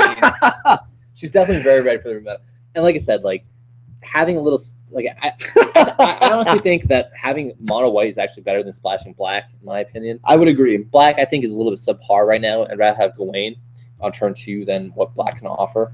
Underground Dragger's face down is great, but yeah, I think having a little more consistency with the Gawain and the rest of the mono white package is a little bit better. Now, so going into this event, actually, I just kind of want to mention some meta talk kind of on the outside of everything. Yeah. So there were a few interviews going into this event, and one most notably was with Epoch. And they asked him, what did he expect to do with Worlds? He was like, I want to win, obviously. What do I want to do? I want to meet the other players. But the thing that got me, and I thought this was really clever, is when they asked him when he thought people were going to play at Worlds and what was expected, he thought Melgis was going to be the number 1 played ruler, Melgis and Faria, and I guarantee you he did that because he wanted to throw people off his scent. Nobody was coming to this event that was going to play Melgis and Faria. I agree, and actually Melgis, I think Melgis would have been a pretty interesting play, but because of Blazer, it kind of forced players to steer off that track, especially with Death Sight. Like if you just have Death Sights in their sideboard, you don't have to worry from there. Like you really don't have to worry about it. Well, it's so funny to me because I feel like every playing group, so like Italy, United States, Japan, whatever. I think everybody stopped because they created this counter meta. They were like, oh, we're going to see Melgis, we're going to see Faria, and what ended up happening is everybody said, oh, well, I'm going to go Blazer to combat that. And what turned out happening is nobody counter the counter. Exactly. No one's countering the counter. Yeah. So you go into the event expecting one meta. You counter that meta, and then how do you counter that? You think 2 steps ahead, counter the counter. But then if people are playing the original meta, then you're screwed. Exactly. So it's like you're overthinking it. Take a step back. Just let settled one counter, and if you can match up for both matchups, which I think was what Stephanie Shaw did, and hopefully we'll see her get to the final 8. It's definitely like that's a winning recipe right there. So yeah, I'm like I said, I'm really anxious to see kind of what these rogue decks are. Honestly, like we've been saying, mono white Blazer, is obvious. It doesn't take a genius to come into Worlds, but that's the thing. The players that are coming into this event playing mono white Blazer are not the ones that are going to top 8, unless they get really good tiebreakers and unless they win a lot of dice rolls and they get lucky. Everyone here is a world-class player. So what it comes down to, I don't think people are really misplaying here. I think it's just coming into luck if it's a lot of mirror matches. Well, you might see some misplay for players that aren't as prepared as other players. That's true. Like if you go into this event kind of like blindside, like I haven't really play tested. I literally just got there. Like I'm not ready for the event. You're probably not gonna do too hot. Like you didn't play test against Rezzard or Far, like all the other matchups. Like granted, Blazer, going in with Blazer is a good call, even if you're not that prepared. But you still don't understand the other matchups. And that's the problem here. I think a lot of these rogue decks are going to come out of nowhere, and people are going to be like, Machina, OTK, what? And then they're just going to lose. I really don't think so. Yeah, okay, fair enough. I think, let's be fair, there's 47 Blazer decks out there. That's true. The Machina decks. There's like four other decks that aren't Blazer. Like yeah, well, I think. So here's what I'm expecting. I think the Rezzard deck might do well. I think the Rezzard deck might go X and 2. That's my prediction. I think the Machina deck's probably going to go 0-4 and just drop. I think it's going to probably go like 1-3. Yeah. Some guy doesn't know how Machina works, so they're going to go in there with just surprising loss. Yeah, surprisingly get OTK. It's like, okay, well, that's game. I think the Arla players were a step ahead because they were expecting to see Greiber. I like Arla. I do like Arla, but I just don't think it's powerful enough. Like the rest of the package, like you're relying on mono white to carry you there. And I don't think mono white. It's not enough. It's not enough when you have like access to like Medusa. You have access to Lancelot. Like you're really. I mean, mono blue is even not that bad. Like they have access to Cinderella, which can wall Lancelot. I mean, to be fair, you could play non-white Arla, which is also possible because you don't really need to deactivate, especially if you're expecting to see a lot of Blazer, which clearly the other players were because they anticipated Gwyber. I think it is reasonable to assume they might be main decking red, maybe splashing blue. So it's certainly possible that they're doing that, and I don't think that's a bad play. Now, I expect players like Stephanie, Sean, Epoch to be the ones coming with those rogue decks. So I would not be surprised if Epoch is playing either Rezard, Arla, or Alice. And I'm anxious to see kind of how that plays out. I guess we'll have to ask Stephanie between rounds kind of what she thinks players are utilizing. But again, obviously, since Blazer is so popular here, we're going to see nothing but Blazer mirror matches all day. But again, I don't think that's I don't think mono white Blazer is, or I'm sorry, obviously there's red. But when we say mono white Blazer, obviously it's red white. But mono white Blazer Stonewise, I don't think that's the deck that's going to win this event. I don't know. We'll see. We'll see what happens. But just because of the sheer amount of players playing mono white Blazer, I think we'll see a number of mono white Blazers in top probably. Oh, absolutely. I mean, just when you have that, field percentage, and I mean, misplays do happen. So, there goes game. Looks like Adam's going to take it. Henry took it. Oh, Henry took it. Wait, you got to remember the swap. Oh, you're right. Yeah. Right. Thank you. Adam, Yeah. Sorry, Henry's on left. Adam's on right. Yeah, that's exactly right. Yeah, I apologize. So it looks like Henry took it, swinging in, doing that last bit of damage at the end. Now let's see where the sideboarding comes in. So this is actually where the real skill comes, and this is where we're going to see if these players actually did any playtesting prior to just designing these fairly tuned decks. Now I tell you what 2 cards Adam isn't side decking out. You can see him on screen, folks. Oh no, Lancelot and the. Oh no, he might be. Maybe he's just keeping them out. I don't know. I mean, he'll probably get a game loss, to be honest. I mean, to be honest, too. No, he's not gonna forget those. Don't worry about it. He'll put the deck in. Yeah, but I mean, that's the thing, though. Here's to be honest, folks. This is Worlds. You know what I mean? And he should know better than to leave his cards out like that. You know what I mean? Yeah. And if he's that was Henry's cards. Sorry, guys, that was Henry's cards, and he's put him back in. So. Yeah, so yeah, we're good. But again, if he were to get a game loss because he didn't have a full size deck, there's no way that they would give a game loss for that. The judges are right there. They're going to let him know right there and be like, before you forget. I saw that happen in a national championship once. Actually, someone messed up their sideboarding and they took a game loss. I mean, it's possible, but that requires a deck check too, though. So that's exactly right. So going into this matchup, Aqua, what do you? Oh, looks like they're closing the stream down. So we'll go back to us real quick so you folks can see what's going on our That was one game, right? That's exactly right. Are these best of ones? Oh, was it? I don't know. Let's ask Stephanie. Is it best of one? If it's best of one, I'm going to lose my mind. Yeah. That's like, how do you do that in a Worlds? You know what I mean? Like, how do you do a best of one? Like, that doesn't. Especially when you have an hour-long round, it's not like there's a time limit here, or like obviously they're not speeding up the rounds here. We had that huge delay going into this anyway. But yeah, so I'm geez, I don't even know. Yeah, it's I don't know. I guess we'll see if it's best of one. It might be. Yeah, she said 1-0 for the first round, so it actually might be best of one. Yeah, that's a really interesting. Wow.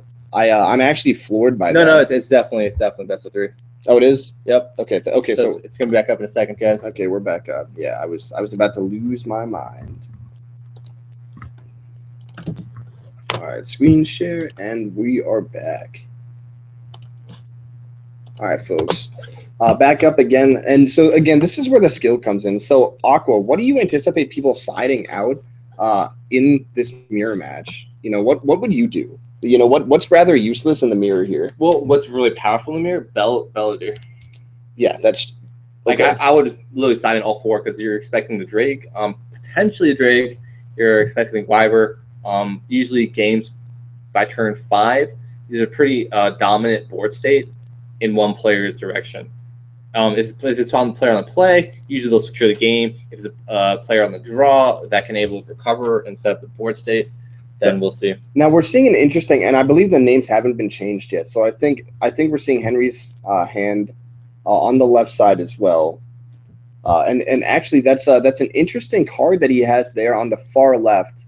Aqua, what exactly is that Resonator's name? All I know is that here? No, the far left. Gareth. Gareth, yeah. So Gareth is an 8/8 for I believe 2 red and 1 void. And so the total cost is 3. yeah, total cost is 3. He's an 8/8, and then he doesn't die to anything that does 700 or less damage. He has to die all at once, basically, which is nuts, especially in this matchup, actually. And so I think Henry did a solid by putting in the Gareths here. So honestly, I think Bellavere and Gareth are probably going to be your big MVPs going into this match, and I'm anxious to see what these players do. I think Flame King Shout is strong here too, but it sometimes can be a little slow as well. So again, that's a meta call. But so well, I mean, to be fair, like Gareth Flame King Shout is a very strong play because you basically board wipe them if they play Percival's, Guinevere's, But Rook Eggs. to be fair, you can't play Bellavere off of Flame King Shout because it's not fire. You can't play. What's that? Sorry, say it one more time. Yeah, Flame King Shout only plays fire resonators that are 3. Yeah, but you can still play Gareth, which is all you need. Yeah, if you have the combination, you get rid. Like Flame King Shout gets rid of Guinevere, gets rid of Rook Egg, gets rid of Percival, gets rid of a lot of the 1-drops. Clockwork, if you're playing Clockwork. Yeah, Clockwork. Alice's little Hector. Assault Force. Yeah, all these stuff gets destroyed by Flame King Shout. And you go into Gareth, which is an 8/8, and it's a threat, immediate threat on the board with swiftness. So you swing him for life for 8. So yeah, it's not bad at all. I like it, honestly. I do. And actually, to be honest, it'd be super devastating right now if Adam happened to drop that on Henry. And again, remember the names are swapped here. He'd be looking at getting basically a 2-for-1 here. Of course, the egg is he's going to draw some cards with the Guinevere's in response. But it's so powerful. And this is why red white has a really strong opening. Just going like optionally going to those like Blazer X. You start Guinevere Rook Egg, like that's. Well, actually, to be honest with you, Rezard has a very strong red-white matchup, and the only thing that you're right, it does actually. We tested a Rezard variant that really it was really effective against red-white, but it was not effective against red-white X, and that was the issue that Rezard was having. Yes, because red-white X gave you access to either Medusa or gave you access to Rapid Growth, and those two gave it a really huge power spike. Exactly, a huge power spike that made it so it was kind of hard to overcome. But so actually, to be honest, that one Rezard player, I don't know if I would have taken Rezard to this event. I doubt, like, honestly, it's as refined. It's probably not as tuned as our version. Exactly. Like, the versions here we'll probably see aren't as tuned, like fine-tuned as versions as they could optionally be. Let's just say. I mean, to be honest, and this is taking nothing away from these players, going into this event and saying, oh, I'm going to play Blazer, I'm going to play 4 Guivers, 4 Percivals, 4 Eggs, like, I mean, that's like 36 card slots. You know what I mean? Like, all of the obvious choices for red-white. You know what I mean? Like, there's no room for variance. Everyone's basically going to be playing the same 40-card deck, and going to sideboarding is where we're really going to see the variance. And that's what I'm anxious to see. And honestly, I'd prefer to see the splash, too. Like, I would love to see someone splash out, like, blue or green for these matchups. Yeah, for sure. Even black would be more interesting than this. That's exactly right. But to be fair, I don't think black, like I said, black, I think, just has a little bit of an inconsistency because of the stone count has to be high in order to play, like, access stuff like, what's it called? Endless Nights. That's true, and that Endless Nights I think is the most focal point in black you have because it's a hard removal. Yeah, not only that, not only is it a hard removal, but it does do -2/-2, so it can basically board wipe. Or you can, like, a really smart play is on turn 4 at the start of your turn. Before you untap, you play your Endless Nights, then drop Arthur. That's a Flame King Shout right there, guys. Like, that is 400 damage to all of your opponent's resonators. And likely, if you're playing it against Blazer with White Splash, then you're looking at killing the Guiber with the Endless Nights and then board wiping the other minor dudes. We'll see. Okay, so basically going into turn 4 here, I think Henry has a really good setup. If he uses Guinevere, sacks the egg, picks up the Drake, draws 3 cards, discard 1, he'll be sitting at plus, I think, 3 cards. Yeah. Or 3. 3. Because you draw a card for your turn. Yeah. Yeah. Now, and plus he would have a Drake on the field, basically. He has his whole field set up. He does not have the Guiver. He has the Drake backup option. And that's the wonderful part of having Rook Egg and Guinevere. I know a lot of players are like, well, Rook Egg isn't as powerful in this format. You're right, it's not. But it's still very powerful. It's extremely powerful because everything is so limited in what you can do and what you have access to. The other problem too I'm seeing here, I feel like a lot of players aren't going to play playing drag. I think they're putting all their eggs in one basket, so to speak. And I think that's a little concerning. I think players aren't going to be looking toward those dregs. I think they're going to be playing more red support, like Flame King Shout, like those Demon Flames. They're looking for spells to supplement their deck. And I'm concerned that they might be oversighted a little bit, and they're not. So looks like on turn 4. Sorry, I just don't want to miss. Oh, absolutely, yeah. This is an important. Looks like they did drop a Percival, a Gwyber on turn 4, a really obvious play, and a bow, which sets up their field, and he's a Gawain and Percival already on the field. So it looks like Adam has a really good advantage right now. And actually, Adam went second this time as well, right? He was on the draw. Yeah. Wow. So looks like Adam going into this. I feel like Henry made. No. Adam was on draw. So. Yeah, he was on the draw. Adam, yeah, because Adam won. And that's the thing. And honestly, this is why I didn't like the higher curved out decks, like the stuff that used Gareth and Flame King Shout. I was more a fan of the stuff that used the early stuff because they're more reliable. You can go into your stuff and access your stuff, and then you splash the green because you have that access to rapid growth with Lancelot. Exactly. You have the removal. There's no need for anything else. And you can crash your Gwyber into their Gwyber because if they have to respect the block, then it's a huge. Even if you have your what's it called, rapid growth in your grave, they still have to respect your Gwyber because your Gwyber is going to outtrade their Gwyber. Yeah. To be honest, like looking at this board state right here, I think Henry's done for. Even if he has some way to destroy that Gwyber, it's just going to be really difficult to deal with it. And of course, we have there's Bo, there's a Demon Flame in his hand, I believe. Adam's got the card advantage, so I don't really foresee any big things coming on here. So it looks like he played a Flame King Shout, and actually he, I believe, dropped. Again, it's so hard to see these cards with this resolution. Looks like he has a counter on something. Yeah, I don't know. It's an artist bow. That's a bow. Okay, I'm sure it's a bow. That's the only thing he really counters on. So. No, that looks like a resonator, actually. Although I'm honestly like Henry's a lot of options here between the Guinevere's and the Gareth as well. So he's not out for the count, but Adam just has such advantage here, in board state. I agree here. Yeah, it's definitely gonna be hard. Just looking at their hands, he's got the Gwyber, that Lance, that other Lance. Just Adam can put out so much pressure right now, even playing on his back foot on the draw, I would honestly be surprised if Henry took this. Now, again, we're looking objectively here, but no, you're looking at so you make sure you're looking at the right people. Yeah, right? I am. Yeah. Okay, yeah. I don't know. I do favor Henry in this position right now. I think that's a Gareth. Yeah. What's that first card in the far left right there? That's probably Alice's Scout Force. Oh, Alice's Assault Force. So yeah, let me double check real quick. Yeah, it does look like an Alice's Assault Force. Now that card's really nasty because it actually handles Percival threats. I don't think it's not. I think it is. It is? Well, maybe not. I don't know. It's hard to tell. Yeah, I wish the stream quality was a little bit better here. Maybe it's a clockwork. I don't know. Okay, well, so back to the game. Lancelot swinging in. Yeah, and no, I think Adam and Henry are just kind of deciding what the optimal play is here. Lancelot's obviously going to pump himself, I think. Or at least that's what I would do if I could. But whenever you're sacking off something. I believe he dropped a Hector here. That's what it looks like anyway. Okay.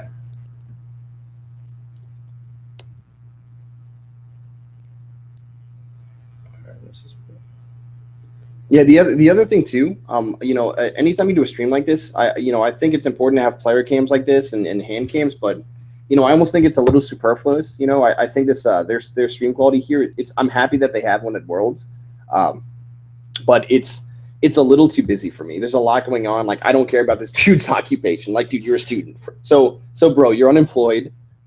When did you start playing Force of Will? In February. Got it. Okay. No one cares. You know what I mean? You know what we care about? We care about the deck you're running, why you decided to utilize it. But that's something to do in between rounds. On this, you know what I mean? We do not care about what's going on in regards to the text box. We want to know what's going on in the game. And it's really hard to focus. What is all this? What is this guy using? Adobe Air? I don't know what's going on, man. Who's controlling this thing, man?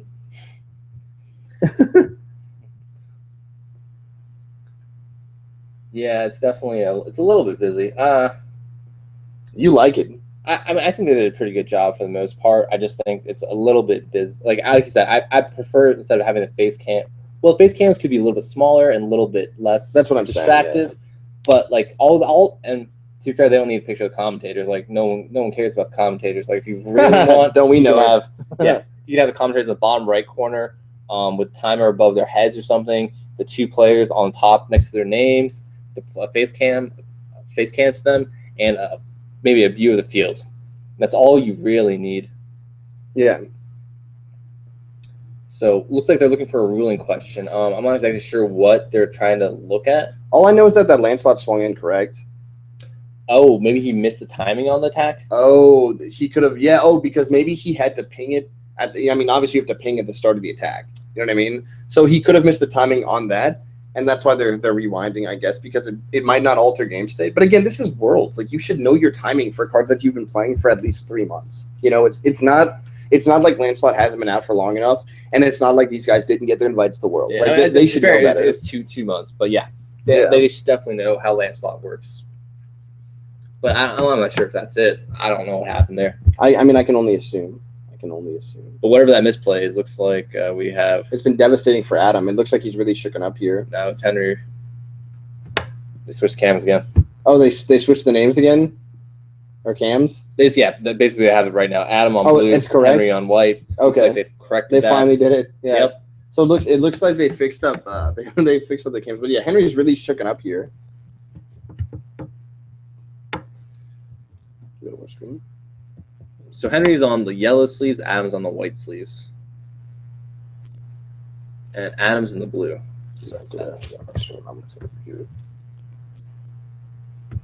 Okay, yeah. Okay. Yeah, so again, there's 26 minutes left on the round, and there's a lot going on here, you know. And again, it's looking at these Blazer right mirror match. I can't say without laughing. It's just like we knew it was going to happen. We knew Blazers was going to be big. Yeah, I think everyone, like all the top players, probably already had predicted the Blazers was going to be huge. But to be the extent of where like taking up 90% of the field of players, that's huge. I'm honestly, I didn't expect that much. I thought it was going to be like 40% Blazer. I'm actually really disappointed that more Worlds competitors weren't a little more aggressive in their deck building. You know, well, we don't know that like right away. Like that's true. We've only taken a look at like one match, and we're just kind of like suggesting off of what we've seen so far and what we've been told. But like I said, like both Chosen and I said, like we both agree that if you had splashed green for rapid growth, or if you splashed blue for reducing lightner, both of them would have been a lot more considerably potent than what you see with just white alone. Yeah, and like you have access to Gawain, but with black you have access to Underground Dragger. Yeah, which is huge. With green, you have access to. And these are just taking one stone, so basically you can go 7-3 ratio. If you're really wanting to work on that consistency, you don't have to go into 6-4. And it's not even like you're getting hurt out of your red because you have Blazer as a main deck option. Exactly, you're never losing out. Yeah. So and again, like I said, I'm just, you know, it's again taking nothing away from these players. I'm really impressed by their skills, but again, I'm really disappointed that we're not seeing a little more variance here. Again, even though this is like game one, you know, or game one round two. You know, I still think that there's room for other players, but I think this is going to be a pretty good expectation going into this event that people are going to be basically playing Blazer White. To be fair, I think a lot of players like kind of went the safe bet. They didn't really kind of test outside of what they know or kind of see. I think a lot of we've been playing like a lot of different card games for a long time, so when we see a lot of different stuff, I think that a lot of players probably don't see. Test a lot of stuff that could work a lot more potently than other. What we don't see, what we see. It's you gotta try out like all these nooks and crannies. Like there's a lot more to it than just the straightforward. That's very true. And to be honest, after knowing that there's this, if it's all Blazer White, I really think Resser might do really well. Yeah, yeah. So that is a lot of cards. I mean, here's the thing. Like, I'm honestly surprised that players aren't being more aggressive here. You know, I mean, I guess they're not drawing in a Blazer. Like, I would have been sacking things with Guinevere. You know, I feel like they're both trying to play as consistently and conservatively as possible. And I just don't see it. I don't know. They both put everything on the line here. It looks like everything's on the field. So I wouldn't say they're playing conservatively. Well, okay, that's true. And honestly, there might be a misplay. Like, if we see a Flame King shout here, it's really going to hurt a lot. And I definitely do see a Flame King shout. We do see, looks like Adam does have the Flame King shout, but Henry is like Wyber, so maybe he has to deal with that as well. You know, now I mean, you can't. You have to always respect that the potential is there that your opponent might have a PST. Having a power supply team will give you an OTK option, even if you're sitting at, 30, 24? Yeah. 24 is the OTK. And if you But have rapid growth, or a Hector. rapid growth is an automatic OTK with just the PST. Yeah. Or Hector also puts you at 36 then. Yeah. So you always have to respect those numbers. Yeah, that's exactly right. Or 32. 32, yeah. But the thing is, like, you don't really have to respect him going to game 1 because you kind of, like, slide not knowing which opponent plays. But game 2, like game 3, like, you have to always respect the potential to have the OTK option with the PST. No, it's it's interesting that a lot of these players are main decking bows.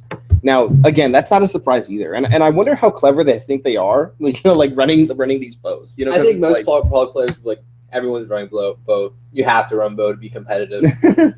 But I mean, there might be three players thinking, well, I'm going to tech in the bow. No one's going to see that coming. That's exactly what I think, man. I think these guys are going into this like, oh, nobody thought of bow. It's like Gleipnir. I think Gleipnir legitimately was like a really clever, injection into these decks and these builds. Yeah. So I think Gleipnir will legitimately be. I think Gleipnir is probably going to be also something the players aren't going to really know how to play around. That's going true. to game 1, and after game 1 is done, they're going to try to look into maybe siding in Maribel's to deal with Gleipnir. But Maribel's aren't really an answer. And that's honestly. a huge mistake. Because what are you going to do? Draw a second Gleipnir, then you're going to Maribel that Gleipnir again? Yeah, they're not going to care. Like, that's just one component of the deck. The Gleipnir is so detrimental when it comes out, but it's like it's basically adding to the power curve of the deck. It doesn't really do anything, but it forces your opponent to have to deal with it. And it's hard removal, It's like game over. It's insane. It's a hard removal every turn, especially on the play. I'm anxious here's the other thing too that a lot of Blazer players haven't accounted for. If your Blazer dies, you're screwed. That's straight up. And that's the problem, and I think Gleipnir solves that issue for non-Blazer players. Actually, that's a really good point also. Like, Blazer dies as soon as to go in game 1. I think Rezzard has a really good matchup because they don't play Death Scythe. Like, if your opponent doesn't play Death Scythe, Rezzard has Imperishable. Blazer kills it. Rezzard comes back the following turn. Exactly. No wounds, nothing happened. Yeah. Game 2, they'll side in the Death Scythes. They kill your Rezzard. You kill their Blazer. And now they don't have access to red. They lose their full access to red. They can no longer draw any cards to really effectively come back in that position. They have to rely on their white. And let's be real, most Blazer builds are going to be something like very, very red heavy. Very red heavy. So, like, you're already cutting out like 40 to 60% of the player's deck. I mean, the fact that these players, we haven't seen a single Bellavir, and I think that's a huge mistake. If they're not signing them in, I would be really surprised. Also, the fact that you can search out Bellavir because he's a knight with Percival. Exactly. It's insane. Like, how could you not play it? I think Bellavir is because you have to deal with that threat. You have to deal with it. Flame King Shout, Bellavir. Those are cards that really should be going in against the mirror match. I mean, to be honest, you could even take out Flame King Shout and put in more mid-range, man. I'm talking Bellavirs, and I'm talking what's the 3 red cost? Gareth? Yeah, Gareth. Yeah, I think Bellavir and Gareth. But like you were saying, Chosen, like, I think one of the best way to counter this deck is just honestly force Blazer to J activate, and then kill off the Blazer. Then your opponent is sitting with nothing. What do you? Oh, I mean, you said just looking at their white stones really sad. Oh man, like I wish I ran some red now. Dude. Yeah. Like top decks of Lancelot. Oh, this is great.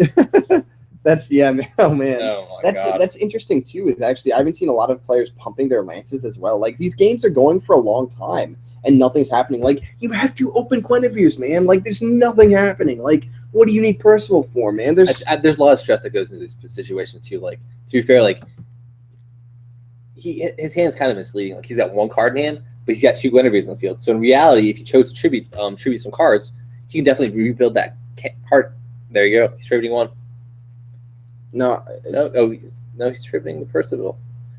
I don't know if I agree with tributing the Percival. Percival provides a lot of especially protection for Lancelot. Like you go in with 1,000 attack, you swing in. Swing into the Gareth, you don't die. That was actually I think that was a huge misplay. Actually, I think he should have tributed his own Guinevere. Guinevere or something else. I'm not sure if that's Alice. Does Gareth have target attack? Gareth, because if he does not. have target attack, he might have been swinging into the Percival. No, I'm 90% sure Gareth does not, and he does have target attack. You're right. Okay. If Gareth does have target attack, then that actually makes sense. So good plan, Henry's part to swing into those Percivals because, as Aqua said, they are a huge threat that he's going to want to deal with, and that's a big problem here. But again, that's the strength of Lancelot. You can just ping them anyway, so it doesn't matter. You know, I'm just surprised that we're not seeing more of that. To be honest with you. See, like I said, looks like Adam's hand is now replenished again. Yeah, exactly. Sorry, right. Adam's on the right, Henry's on the left. Oh, they changed it back again? Yeah, it looks like Adam's back on the right hand side, Henry's back on the left hand side. Thanks, Obama. But Henry is playing on the yellow cards and Adam's playing on the white. That is mad confusing, isn't it? Dude, it's honestly impossible, but So just recap here. Henry, yellow cards. Henry is on the bottom left hand screen right now. We see him on the right and left. Adam is in the blue. And so Adam's playing the white cards. Henry's playing the yellow. I'm just honestly, Aqua, I'm super surprised how long this game is taking. Like, I mean, I get it. He's blonde. He's playing yellow. Dude, it blows my mind. Like in playtesting, these games were not taking this long. You know what? To be fair, it's a lot of it's stress. Stress of the competition. Well, Stress of what to expect. That's what I'm thinking. Is I feel like these players didn't playtest very much. Like and like I said, well, also I think the PST, the OTK combination, like in these situations when you're going past turn 5-6, it's such a huge threat. It's a huge threat. If you, I'll take the damage, dropping down to 600 even, as long as I have a Gwyber and that's it. Gwyber, I'm fine. I'll just literally play the PST into a double rapid growth. Game over.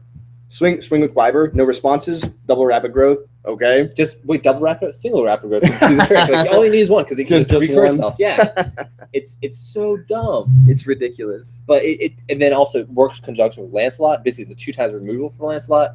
Like rapid growth, I think is just incredible. I'm probably preaching to the choir at this point, but oh. So there's another Percival. He's gonna dig, obviously. Okay. You got a few cards to look here, but obviously we can see the lance right on top. And here's the thing, I think so. If you had the Belvedere, is that the Belvedere? It's really hard to see. It's a white card, correct? I can't tell.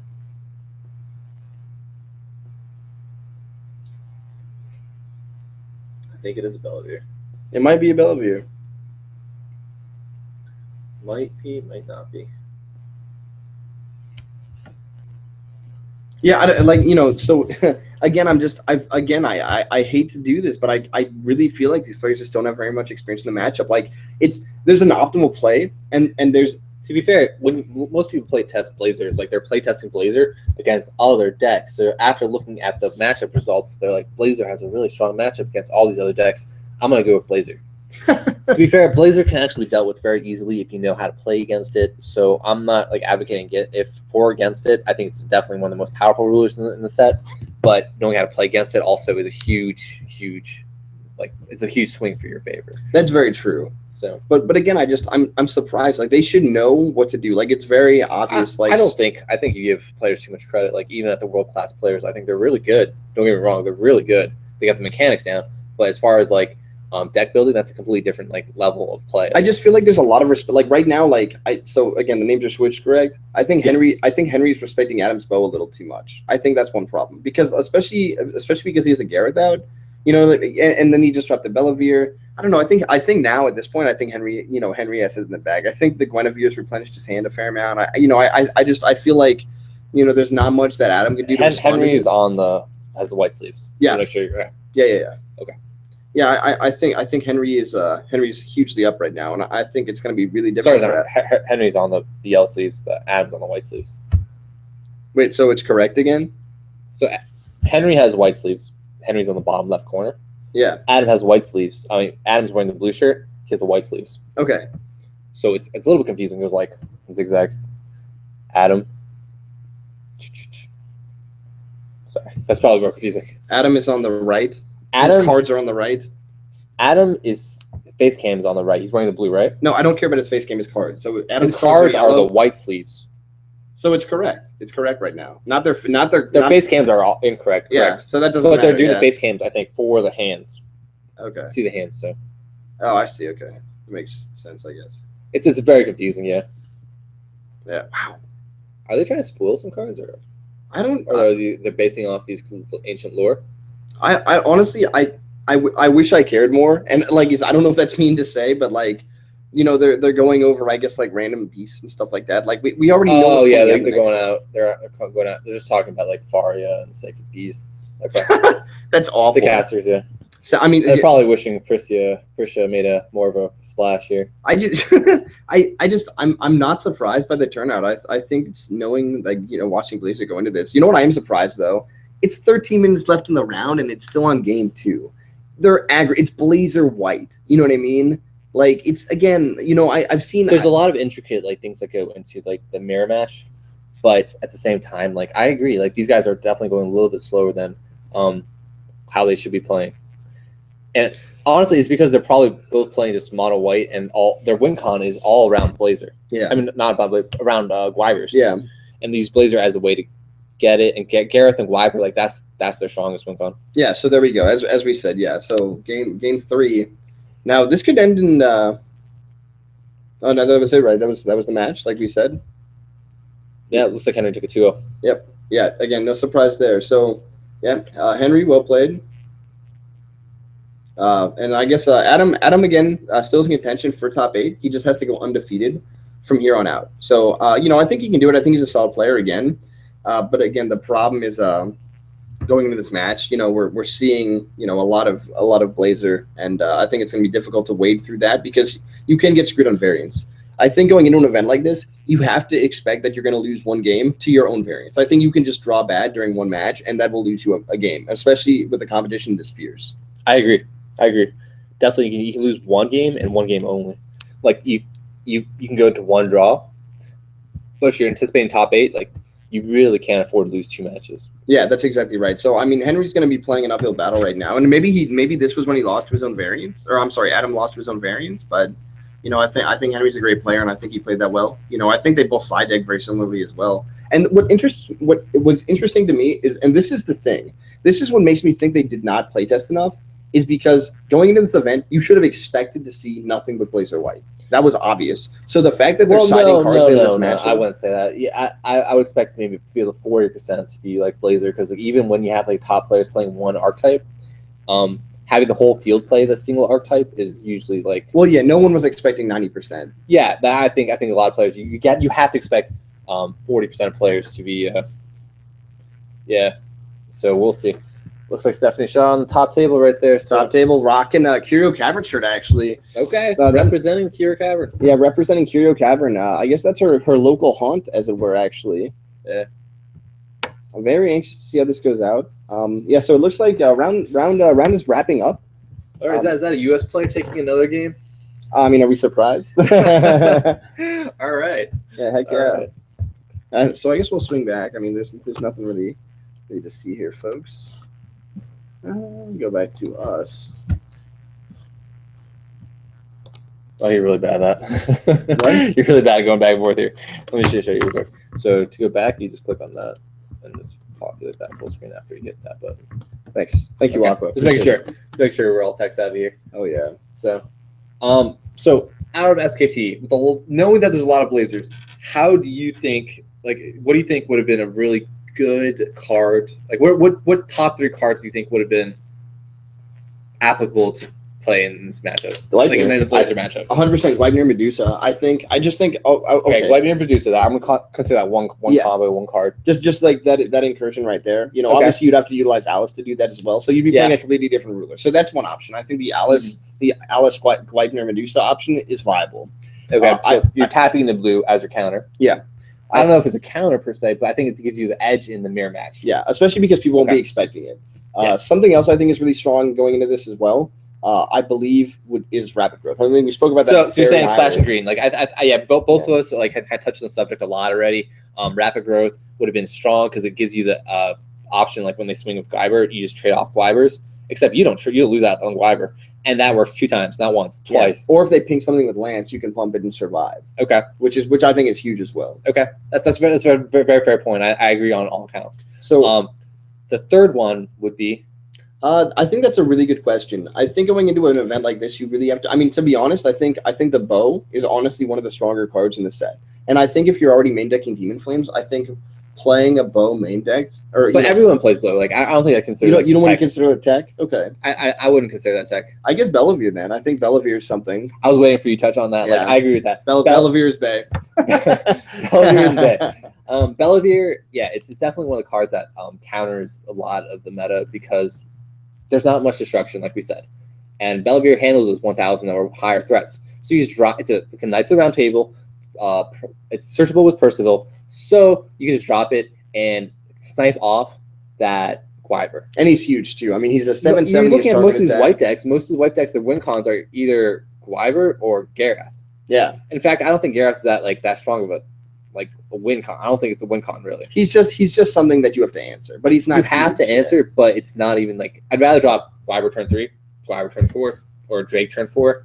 You're sitting on massive cannon matters, and then turn 5 just set up the OTK. Well, and the beautiful thing about, I mean, let's just say you're playing Blazer, right? And obviously, maybe you're playing like mono white with a splash of green, okay? And you're playing Bellevuer as well. You can play Bellevuer and Rapid Growth, so you can kill basically anything. You're like, oh, I'm gonna make your Lancelot a 10 or whatever, and then ping it with Bellevuer. You can do it on turn 4, no problem, and then you answer them, so you get hard removal basically no matter what. I think it's nasty. It's definitely really good. Another card I kind of want to touch on is something that really hasn't been really I haven't seen yet, and I don't know if a lot of players are playing this, but it's called Protection of the Seraph. Aqua, I hate you so much. I love this card. Aqua, this card Aqua is loves amazing. This card. This is like his thing. Yeah. Okay. Well, it's my thing. But so do you mind pulling it up real quick? Yeah, sure. So I'll talk about it while Tears is pulling it up. So the card costs 1 white.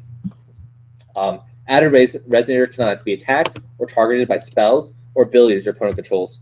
So basically, it acts as a what's the 2-drop green that makes it so it clouds it, like you can't be targeted. The spell real quick. The spell you basically equip it to it, and it can't be targeted by spells or abilities and kill a vampire. Oh, Crucifix? Crucifix. Okay. Oh, I was like, are we talking about the same card here? So basically, it has a Crucifix and it can't be attacked. So it's an incredibly powerful card. You can just full screen that. This guy right here? No, that one. Yeah. Okay, yeah, I'm going to full screen this for you folks for the benefit of Aqua here. Yeah. So basically, protection of this will work wonders in the mirror match. If you think about it, like Lancelot, all of a sudden you can't get rid of the Lancelot. And all you're doing is playing Hectors, you're playing Rapid Growths, you're playing ways to boost it. Like if you play that's 12 ways to boost it if you're playing Rapid Growth. Or you can drop it on the Gwyber and they just can't deal. Exactly. Or that's what I was going to talk about. More important than Lancelot. Lancelot, like it's great because you can always boost it, especially early on. Yeah. Well, actually, I would say it's more stronger mid to late game. Well, yeah, of course, because there's no way for them to deal with it because all of a sudden Predator Seraph makes it invincible. Yeah, essentially. Oh, absolutely. All they can do is block, which is fine. You just ping out their biggest threat. Yeah, I mean, in Magic terms, you're paying 1 to give anything Shroud. That's actually nuts. And to be honest, that's insane. That card might see a lot of play. I guess in standard. It might even see a lot of play in standard. Another card I think is really good is actually a Hector. We saw that in the last round. Hector is really powerful in conjunction with Lancelot. In the format, it's too slow. It's 4/4 body to give something +4. Isn't that amazing? Yeah, it really is. It's nothing special. But here, in this current format where there's not a lot of removal, it can act as a second injunction to Lancelot to act as a removal card. So it's like in combination with Lancelot, it's insane. Cost 1, it gives you access to Gwyver because you can still play. You can still play the Hector into like a Percival, or let's say Hector into Alice's Assault Force into Gwyver, which is nuts. That's pretty. Like having a turn 3 Gwyver is insane. Yeah, it's crazy. It definitely, even if you're on the draw, like it puts you back on the tempo. Like they're forced to compete with your board state. And if you have, like, let's say you play Guinevere, Rookegg, Gwyver, all of a sudden they're playing on the draw essentially. Yeah. On turn 4, you just sack off your Rookegg, pick up a Drag, play cast Drag on turn 4, you draw 2 more cards. That's just like wow. Yeah, and Drag, for all those of you that are wondering, here's Drag. Yep. So basically, cost 1 less. The kind of thought tree is like you tech 1 into the deck, because you just have the 4 Rookeggs and 4 Guineveres. On turn 4, essentially, you try to get the turn 3 Gwyver, and turn 4, you try to snipe off one of your eggs, pick up a Drake. Turn 5, you set up the OTK. Yeah. Basically, you have 2 dragons in the field. Like 2 dragons, 12 flyers are a huge threat. And that's the thing that I think a lot of players are not going to do is play that Drake. Now they're playing. I agree. Yeah, and that's the problem here. I think I think Blazer Dragons is probably the strongest thing you could do because you have access. I mean, how many 12/12s can your opponent deal with? You know what I mean? Like, how many Believers are they main decking? How many Demon Flames are they going to have in their hand? And I mean, I think if you just keep dropping, especially when games are going that late, you know, I think that's the biggest issue that I think, again, like I keep harping on these guys' deck builds. I feel like if we saw more Drags, if we, you know, obviously they're running 4 Guivers, but if we saw more Drags, Well, the thing is also, I don't think a lot more pressure. I agree with the pressure part. Like having the one drag gives you like a lot more access to having a lot more strength in your board state going into the mid to late game turn. So because you have the Rook Egg, you can always search out for it. But I think players might be bypassing playing the Rook Egg for Garath. If that's true, they're making the Gwyver go into turn 4 play, not turn 3 play. Which I don't know. So that how throws I feel your about tempo. that. I mean, exactly. Like I don't exactly feel strongly about that. I don't think I feel negatively about that because it's still a strong play. It's not bad, but I would rather have the Guinevere, the Rook Egg, the Gwyver, the Alice's like Lancelot on turn 2 play Alice's Assault Force and like Hector and then Gwyver. Like there's so many different options. Take Gwyver on turn 2, maintain board state, have that Lancelot sniping off something else. Like there's just so much more you can do, in my opinion, than go into a Garath on turn 3. I like Garath. I would take him at 2 if I chose to play him, and I did, but I ended up swapping him out for 3 Believers because the fact, well, that this was in my variant. Yeah. I went with the 3 Believers because I was anticipating the Gwyver threats. Yeah. 3 Believers is more than enough. I think 4 is too much.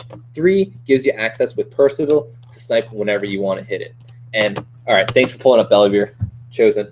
For those that don't know, Bedivere, target attack 7/7, cost 3, 2 white, 1 colorless. When this card enters your field, remove target resonator with 1,000 or more attack from the game. 7/7 with target attack. Now that in itself is pretty impressive. It's not amazing stat wise. It's okay. Target attack, it's great. It gives it great access. But having the effect to snipe something off the field with 1,000 more attack is what honestly makes it bread and butter. That's exactly right. Because that's their win con right now. Like most win cons are revolved around Gareth or Wyver. Remove Wyver, that's it. That's the stronger win con too.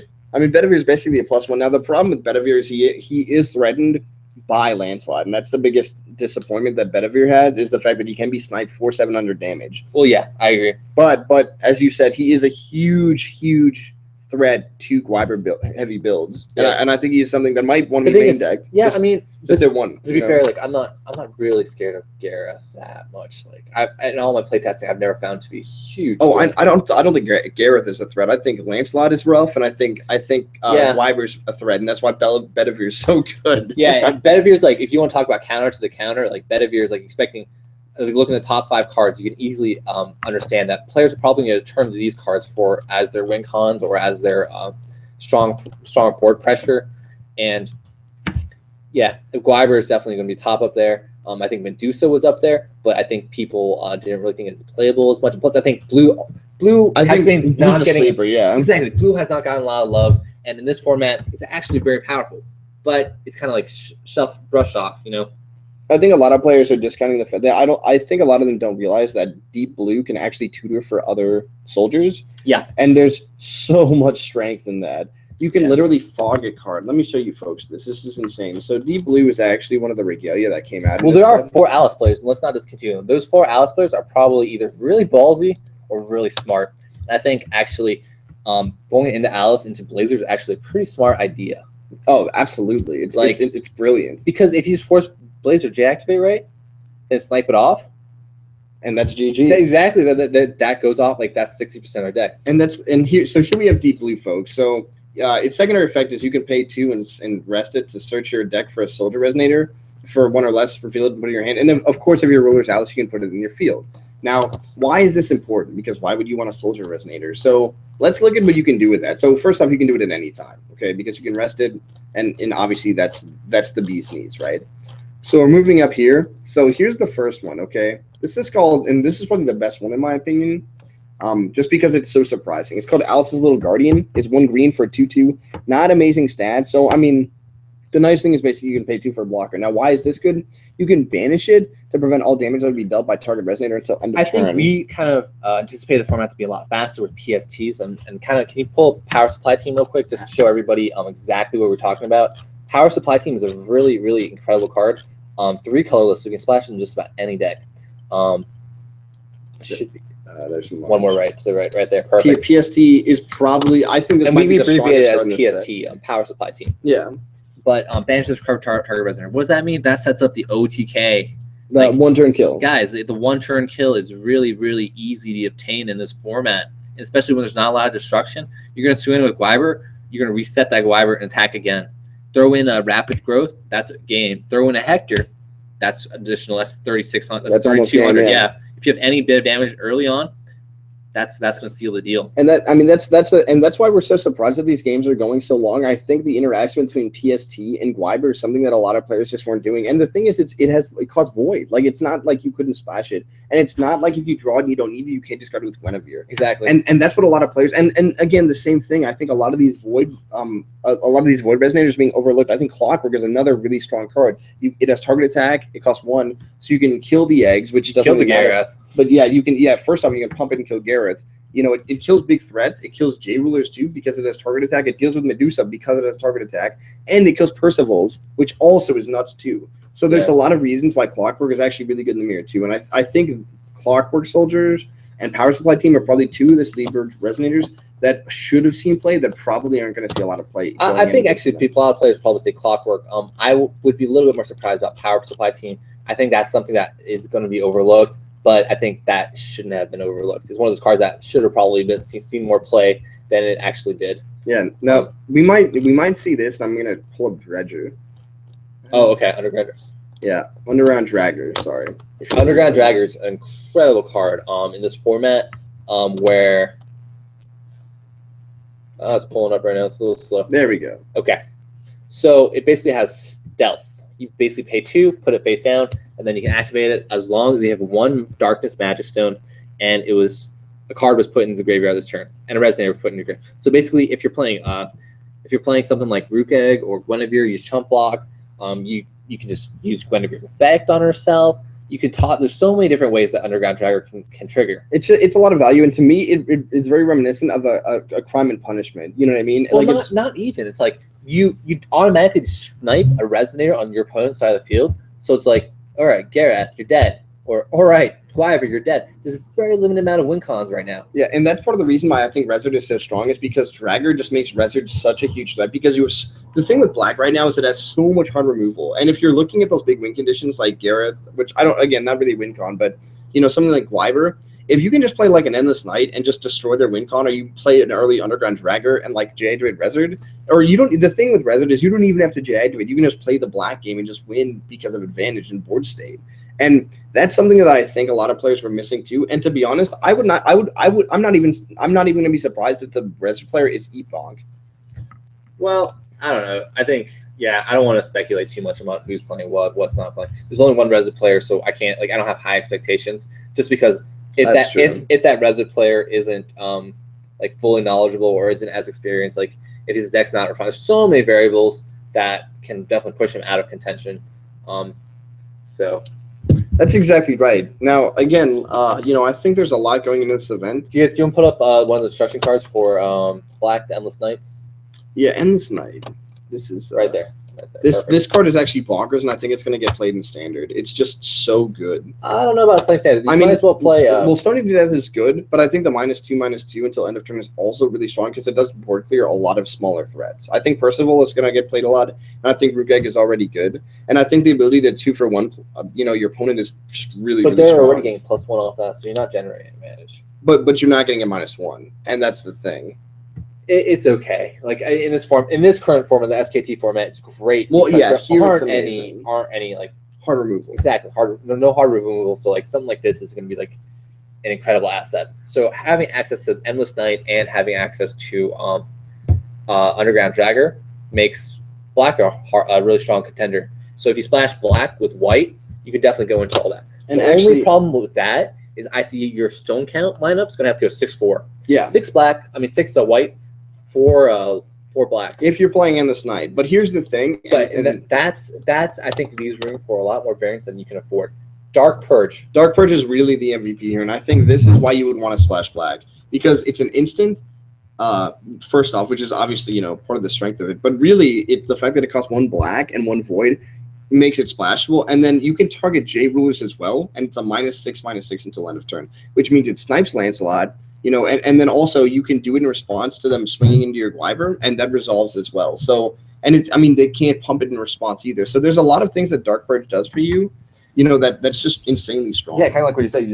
It gets through a lot of the 600 defense cards. So like in this format, that usually handles the first 3 turns just fine. Especially considering it only costs 2, which just it keeps you on tempo. Yeah, Alice the Scout, in conjunction with it, usually handles most threats. Unless it's Gareth. Yeah, Gareth is just a monster. But again, I feel like he can be dealt with, so I'm not that concerned about him. So let's talk a little bit more about Deep Blue right quick. So again, we already went over Alice's Little Guardian. This is nice because basically you can pay 2 with Deep Blue to block any Resonator. That's what this basically says, which is sick. You know what I mean? You're basically like that. It's a cantrip, so to speak. Then we move up a little bit, and then we see Alice's Little Soldier, which is this cap right here. So again, this costs 1 as a soldier. Same idea. It's a 2/2 body, and then when it's put in the graveyard from your field, draw a card. So basically, if something's swinging into you, you can pay 2 to block the damage and draw a card if it's not flying. That's bonkers too. You know what I mean? And then the last thing, of course, is red, which is, I believe, Alice's Assault Force, right? So Alice's Assault Force is banish this to ping something, a player or a Resonator for 200. That's really sick because you can hit something with Lancelot for 7 and then ping it again for another 2. So that's nice, and then there's other ways as well. If you want to swing into with a Gwyber, and they're 200 short. So there's a few ways that Alice's Assault Force actually gets a fair amount of value going in. And it's nice, something that I probably tech with a Deep Blue at like 1, just because it's fun, but it's so situational. Yeah, it's just something to think about. So again, I think Alice actually does have a fair amount of potential, and I'm anxious to see kind of how things play out.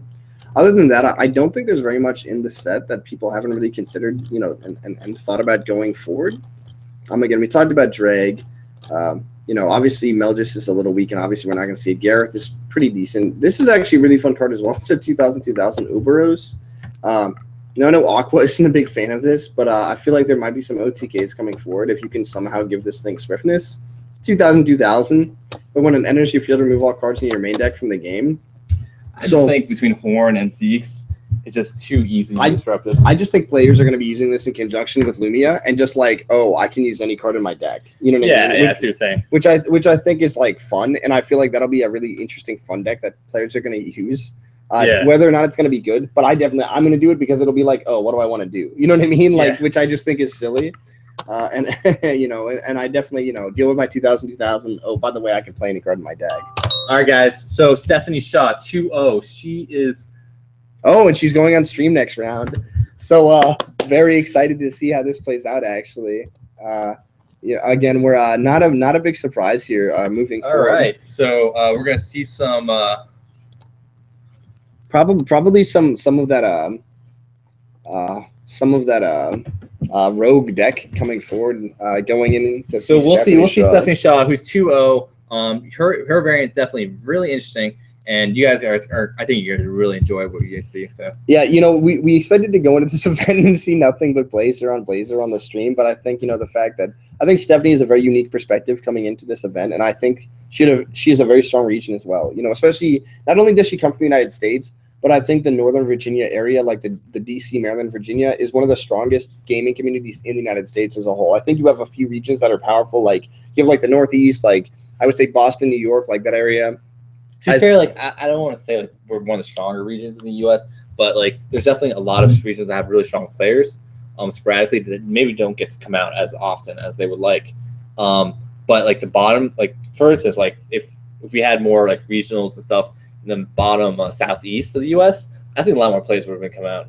Well, that's exactly true. But here's the problem I see is that so first off, there's not a lot of support in certain areas, and that's part of the reason why it's difficult to see the skill from these different areas. The other issue too is that even though there are good players, there's 1s and 2s, but the problem is they don't have these teams backing them. So, for example, like in Maryland, Virginia, and DC, or like, New York, Boston, you have places like, Ohio, Chicago, whatever, California, Texas area. Yeah. Because of these places, you're seeing a lot of these really good players coming together and creating a pseudo brain trust. in order to kind of play test and figure out the next best thing. And that's kind of the reason why I think a lot of these players are so successful, because a player is only good as their team, and that's the truth. I think Stephanie Shaw's a great player. I think Brendan Nolan, a lot of the players in the United States are great players, and the reason why they're so great is because, they have, these teams backing them, which makes them so successful. And I think that's really what makes them so good, in the fact that they can come together and say, well, maybe I have a different perspective, and then I'm going to work with these other players. Does that make sense? Yeah, no, it does. It does. And it's pretty good insight also, honestly. So we'll see some really cool, I think, concoctions in upcoming Indy next weekend.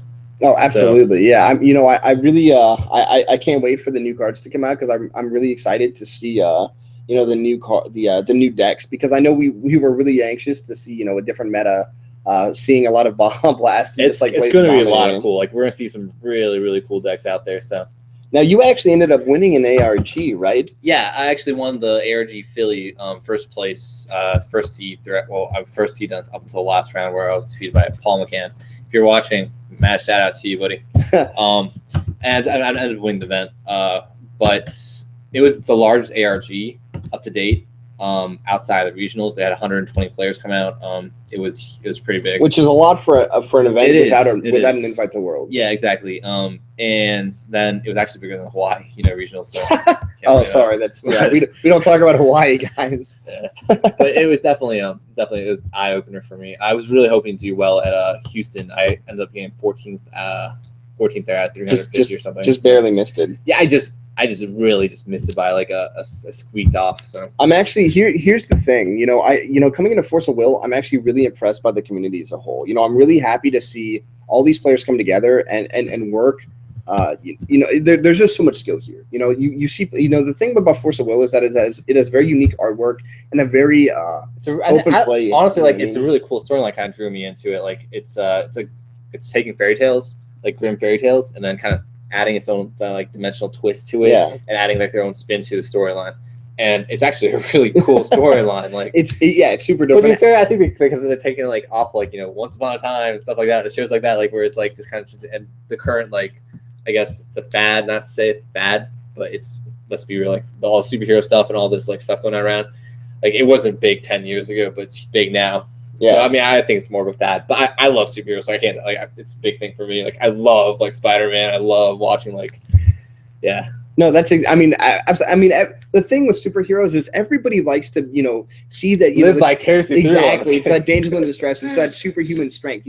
I wish I could fly. You know what I mean? So you see these people, and it's inspiring. So coming to a game like Force of Will, where, there's this, there's already a hard lore, and then they're also putting their own lore into the system as well. That's really neat, because in games like Magic the Gathering or Yu-Gi-Oh, they don't really have that accompanying background. Yu-Gi-Oh, of course, has its show, Pokemon has its show, but Magic the Gathering and all of its success has nothing but a book series, comics here and there. You know what I mean? And that's not what resonates with players. People want to feel the stories that they grew up with. You know what I mean? That's what they like. And Force of Will is a very approachable system. Yeah, it's definitely a really good point.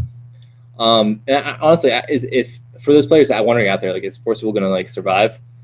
I've played a lot of card games, and I think Force of Will is going to be just fine. It's the amount of players that gather so quickly, the amount of it can cater to a lot of different genres. It's not where it's one kind of hitting one target audience. You're hitting a lot of different audiences. You can pull people from playing Yu-Gi-Oh. You can pull people from playing Magic. You can pull people from just the storyline itself.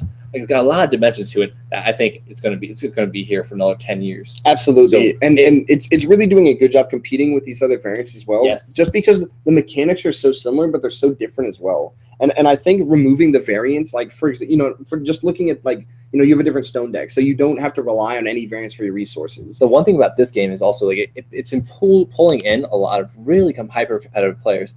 I think outside of just hyper competitive format, I mean, for me, I'm all about hyper competitive play. That's very Spike, yeah. I'm very Spike, but I think it needs to also cater to a lot of players that just enjoy the storyline, have more cool events, kind of like what ARG doing with Catterday state championships. Okay, I get the state championships is also still kind of competitive, but they need to do events like that for players also outside of competitive nature that just want to play and have fun.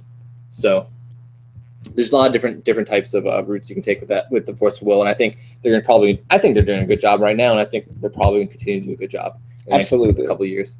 I'm just with the events lined up. It's pretty cool. I'm actually really anxious to see how they execute going into season, I guess, 3, because they already did season 1. That was last year, and they had the World's Fair. I believe Epoch won, and that's why he got the Grim, the coloration. Yeah. So this is season 2, and Season then 2. going into season 3, I'm pretty certain that there's a lot planned in regards to they're doing more regionals, they're doing Star Championships. Fair for those that are new watching the stream right now. Like season 2 is what we receive as US. Like in reality, it's like season 1 for US players. It just started in February. It's a brand new game.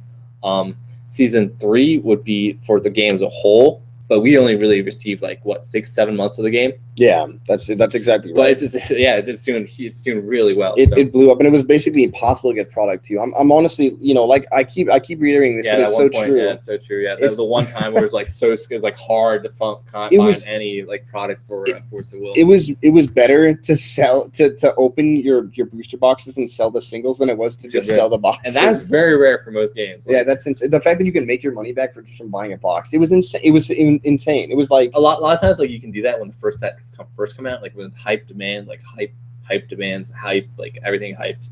You can sell off the singles and make your money back. But when you can sell your singles and make twice as much money back from a box, then there's a huge spike in the market. It felt actually very reminiscent of Pokemon, where people even wanted. Oh yeah. Early on when they first released, it's true. And but to be fair, it's not like that anymore. I love the artwork. The one thing that Force of Will's huge saving grace, outside of the fact that the mechanics are good, it's a very interactive game. It pulls from a lot of different ideas from other card games as well. But I love the artwork, and not just the fan service. Okay, I think the fan service is cool, but I like the fact that they mix Grim Fairy Tales with this anime-esque art style. But then there's also cards like Cheshire that are. I don't mean to cut you off, but we got Stephanie Shaw. She's about to show up on round 3. She's undefeated, and looks like we're against not Henry Moore, but it looks like his tag is still left on the stream. So we'll see. I'm not gonna take a stab at where this guy's from, but. He could be Italian. He could be U.S. He could be. Yeah, no, Indonesia. I'm super stoked actually to see this matchup. So, looks like we have a cosplayer on stream also. Is that Alice? She's probably the person who did the music and vocals for. Oh. Yeah. Oh. She also dresses up, I think, for Force of Will. She's one of the Force of Will. Promoters, I guess. Promoters for the game, so it's definitely really cool. Oh, that's pretty cool. I mean, I actually, to be honest, I do like the music and the commercials, but I know Stephanie was kind of anxious going into this event, in regards to the hand, the way they were showing their hands and stuff. So I'm wondering actually if she's going to hold on to her cards. I'm going to predict this matchup is probably going to be Blazer, and the second one's going to be Alice. I think that's probably a good bet, to be honest. We know Stephanie Shaw is a control player, and she's one of those players. I don't want to say wonky because that kind of sounds a little cutting, but to be honest, she seems like the type of player that would come out and play something very clever and unique that people won't be expecting. But she's also countering the meta, I think. And that's she's exactly anticipating what to play against. Well, what did we talk about? We said one of the best viable strategies against this exact format, against the Blazer Liber heavy meta would be Gleipnir and Medusa. And if she is playing blue, we said Alice. To be fair, Chosen, we did help construct her deck. hey, so, don't spoil it just yet. Yeah, to be fair, it's gone through a lot of renditions before it got to the point where it's at today. So we have Stephanie Shaw. Stephanie Shaw is going to be on the right hand side. Stephanie Shaw is going to be wearing the hat, wearing the black. Federico is Zappini. Zappini. You're saying it wrong. It's Zappini. Yeah. Well, all right. Federico over here is going to be on the bottom wearing the blue. So. Yeah, no, I'm actually really excited to see this. So Dice Roll's going to come out here. Round's already started. Looks like they've cut, and they're going to go into round 1. All right, this is super exciting, guys. Yeah, I'm actually super. This is probably the most exciting match I think we're going to see of the day. Stephanie Shaw being a good sport there, shaking his hand right off, and looks like they're going to go into this. All right, to see who's going first here. Let's see if this is a Blazer versus Blazer, or does it? Well, we already know what's going to happen. Alice is on the show, so yeah. So I think it's going to be Blazer versus Alice. That's my guess. Well, yeah. Well, and if unless she changed her list last minute, but I highly doubt that. So that seems unlikely. And actually, the good thing about this actually is we have a lot of insight going into this matchup as well. So I know Stephanie Shaw is really. Actually, I don't know what's going on right now. I know. I feel like Frederico is like talking a lot, and I don't know. I think Stephanie is. Maybe there's like a dice error. I don't know what's going on, but that's okay. So going into this matchup, we actually have a lot of insight in the in Stephanie's deck versus the Blazer. Yeah, so we're gonna kind of like go through top by top play. I don't really spoil too much right now without having her revealed any of the knowledge of the current gameplay. So yeah, for sure. Now, yeah. So here we go. So going into it, I wonder what it's like actually to be a player on deck. With so many non-English judges. You know what I mean? Especially, obviously as Americans, that's as a really Italians. good point. That's a really good point. Playing in a tournament where like it's a lot of. Oh, I think she asked about her hand. That's what I think she did. She asked if she had to put her hand, like hold her hand, like on stream. Oh, okay. I don't blame her, honestly. Yeah, that would be my guess. I mean, to be honest with you, I would have said no as well. Dumping just keeping the Percival and that's exactly how you play it. The matchup, you usually look for the 1-drop to hit the turn 3 Gwyber. Stephanie Shaw is more than familiar with this hand. There it is. Yep. The Rook Egg. Yep, that's it. That's the hand. Oh wow. Yeah. So we don't actually know who's going first this time, but that's quite an impressive hand. They're like Guinevere, Rook Egg, 2 Percivals, and a Gwyber. Oh my gosh, and there's the Alice. So let's talk about this. Okay, well, it looks like Stephanie Shaw is also ready to play this. She's running Alice. All right. Yeah. So it looks like Blazer's actually going to start here. So again, not very much early aggression. It's just the Guinevere, and the reason he actually played the Guinevere is so he can rest it in order to drop the Rook Egg next turn and have that ability to immediately get some card advantage off that as well. Yeah. So smart play from him. So Stephanie Shaw looks like she called a stone, and it's a blue stone, which is not a surprise. Yeah, considering she's playing Alice. She's playing Alice. She's probably looking for a deep blue, Gleipnir, and looks like there's an earthquake. Oh, bad joke. Too soon. Too soon. Is it too soon? Too soon. Is it a tsunami? Yeah. So. Okay. So there's an Alice Soldier coming out early. And she's a Gleipnir. Yeah. Okay. I think this is going to be... wow. This is going to be extremely one-sided. Honestly, if you get the bow also, the bow Gleipnir Alice Scout, you just literally swing into their life. You force your Guinevere to block, and you snipe it. Or they can just exhaust it and kill it off. But Aqua, I'm going to lose my mind here because Frederico, look how confident he is. Look at his face right now. And I don't think he has any idea what's about to happen because he's like, he's going into this. I think Federico actually has the advantage right now. This is what my this is my biggest disagreement. Look at the hand right now. We have 2 Medusas, Cinderella, and a Lancelot. She's gonna have to deal with a turn 3 Gwyber, but she does have the Medusa, so she can do that very easily. Yeah, she's going to take some early damage because, of course, I don't think she's going to take any early damage. She's going to be taking early positioning. Look at whoa! There's the bow. Oh, she got the bow. She got the bow, and she has the Gleipnir. So she can just drop the Gleipnir. She has a Gleipnir? Yeah, that's a Gleipnir. Yeah, for sure. I think Stephanie's going to outplay Frederico a fair amount. Oh my goodness! Yeah, I don't I don't think he's going to be expecting that Medusa, and when that happens, yeah. So she's just going to swing in with the scout to see if he blocks. Thing is, Gleipnir could have forced his. Yeah, and she's just board clearing, to be honest. So. I wouldn't. I would have let 200 damage is nothing in this position. Well, yeah, okay, let's be real. I've played this matchup probably 20 times. Yeah. Well, you're just probably 50 times. Yeah, probably 50 times. Let's be real. Yeah. So I played this match 50 times. You just it's 200 damage, not doing anything special here. So you don't really care. I would just accept the 200 damage.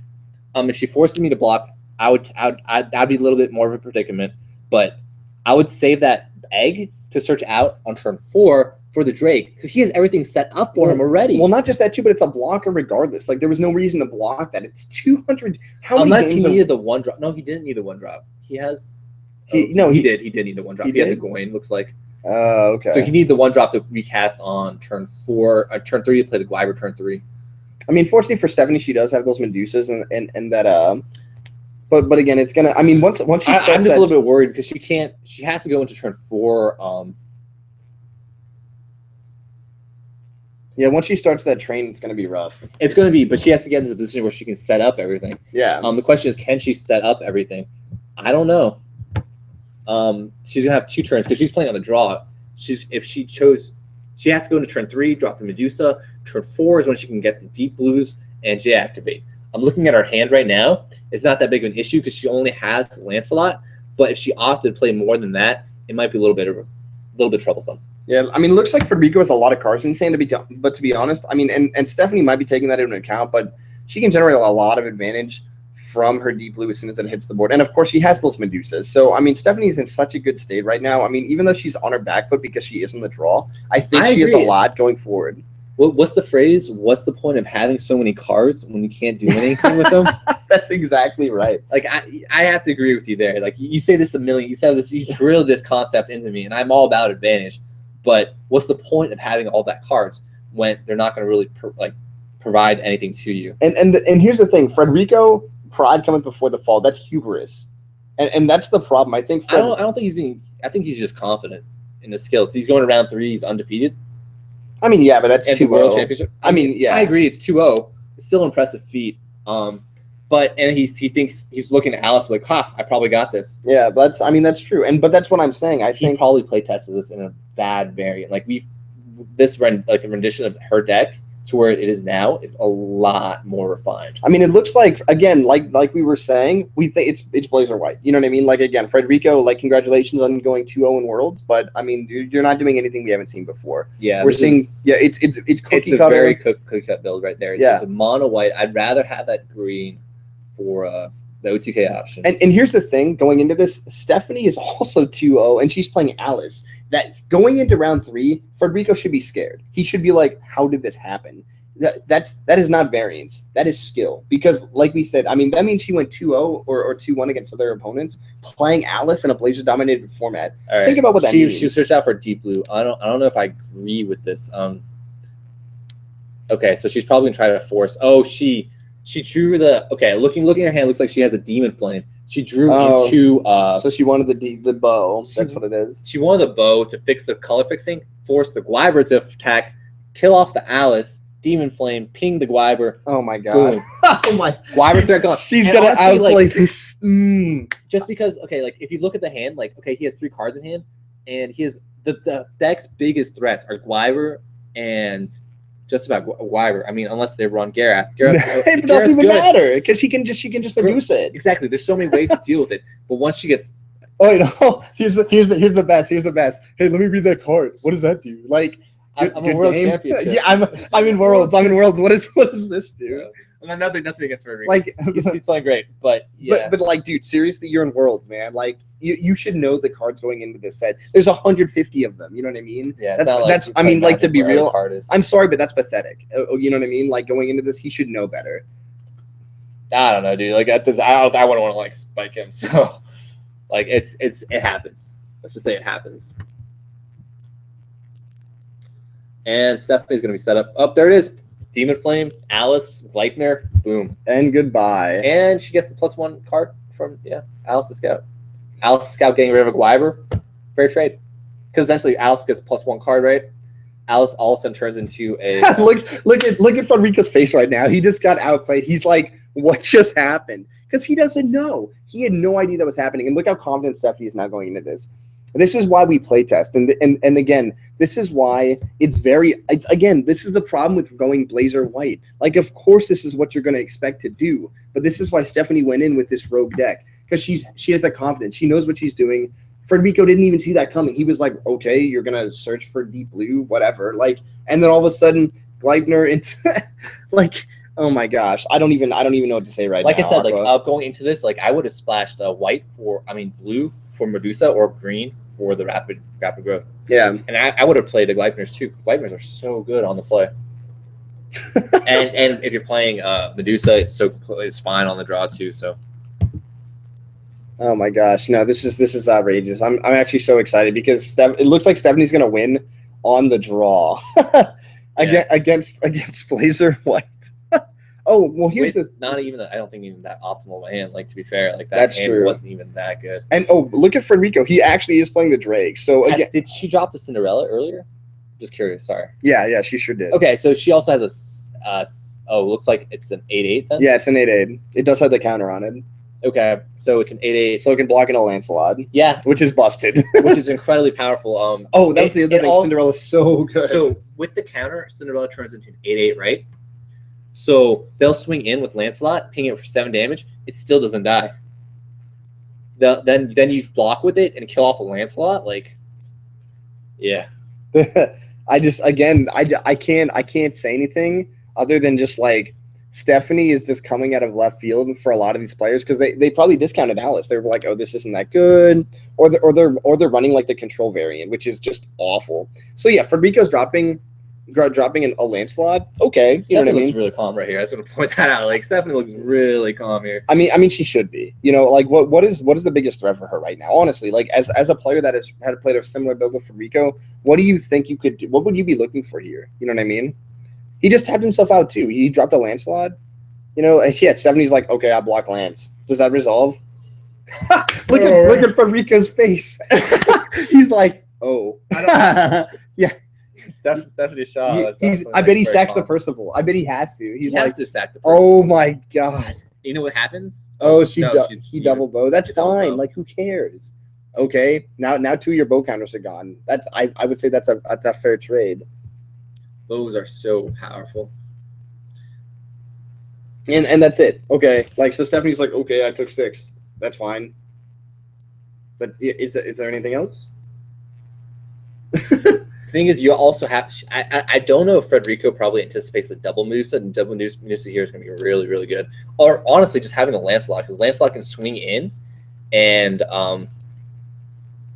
she could force the Gawain to block, pump it to 1,000, and kill off both Gawain and the Lancelot. That would without the Gwyber, Federico's actually honestly just sitting at a really big disadvantage, and he can't use anything to get rid of the Lancelot right now because both of the bows are tapped. So, do you see what I'm talking about? Like the Lancelot play here. Oh no, absolutely, yeah. Pumping Lancelot would be incredible if she had a way to do that, but I don't see the rapid growth. So yeah, unfortunately, she doesn't have rapid growth, but I believe that's a bow. Okay, yeah. It's a bow. Yep. So that is some extra damage on the board. Unfortunately, she can't do anything with that Gawain in play, but that's okay. I think she again is in a really strong state, and she does have the Medusas to drop. Of course, calling a stone. Yeah, and this is kind of. I think she could try to bait out the J activation later of the Blazer, and then go ahead and just. Just swing and kill the Blazer. Yeah, I think that's her game line. She's just getting into mid to late. Percival. Yep. Okay, so yeah, that was actually a solid play because she just forced Federico to utilize a blocker. Yeah, another blocker. And then in response, Percival locked on it. What was played though? What was he use? Alice's count or? I believe in Alice's count. That's correct. Percival on us. Okay, she must have been really scared about Demon Flame on that. Oh wow! And there it is. Yep. And then she's now. Yep. Wow. Man. Federico's in such a poor state now because Stephanie's just putting up so much pressure, and she's still sitting on 2 Medusas. Like, look how many cards Federico has in his hand. But what's he gonna do with those? Again, what's Gawain and a Lancelot? So yeah, that's a very good positioning for him. And that's true. He does. Yeah, he does have the Lancelot. He has the Hector too. If he boosts, yeah, exactly. Hector's gonna nail spike off the. He's gonna basically use the Lancelot to ping the enemy Lancelot. Yep. Okay.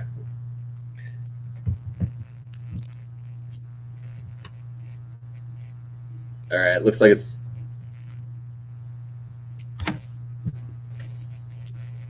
What's up? Tyrone. Oh yeah, he's not doing too hot right now. Tyrone not doing too hot. Wow. Sorry, we just got a little update from our friends over at Worlds right now. I will say though, I think Federico is very dapperly dressed. Yeah, definitely. Very fancy. Yeah, so I think going into this, yeah, no surprise there. You know, the Hector, the Lance, you know, he's gonna go to try and, you know, respond in kind to that, you know, that damage there. So, and you know, kind of Stephanie clearing that board again. Federico was on the play here. So again, Stephanie's on her back foot. Let's not forget that. But I think dropping those Medusas, she was clearly waiting till turn 4 to drop the Medusa as well because she doesn't want to be in danger of getting pinged for 700, and the ability to pump her Medusa to 800 for +2/+2 is huge, and that's why she needed to wait till turn 4. I think this play was playing the honestly getting the deep blue on turn 3. She should have just waited on turn 4, dropped the Medusa on turn 3, set up for turn 4, and then gone off. But it's fine. Yep. Looks like life totals are being. Oh God! Oh, Stephanie's so dead. What's going on? Yep. So Stephanie, why? That this matchup definitely is not looking good for Stephanie right now. If she could set up the 2 Wyvers, it'd be great. But having the bows right there, it definitely threatened 1 Wyver. I'm sorry, having 2 Medusas are great, but having 2 bows out definitely threatened at least one of them. Yeah, no, that's exactly right. Now I think they're just. I don't think there's much she can do to recover from this.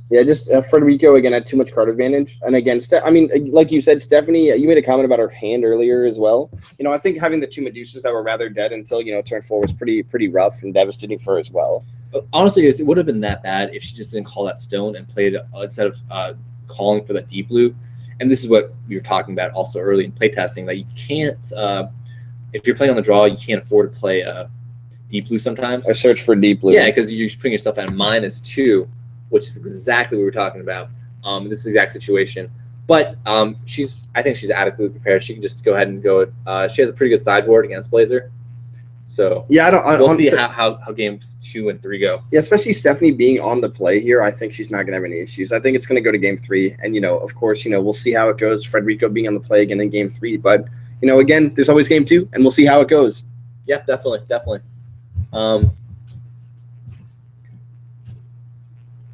What do we expect from the sideboard? From Stephanie, honestly, I think she's probably going to side out her ruler going to the secondary Alice.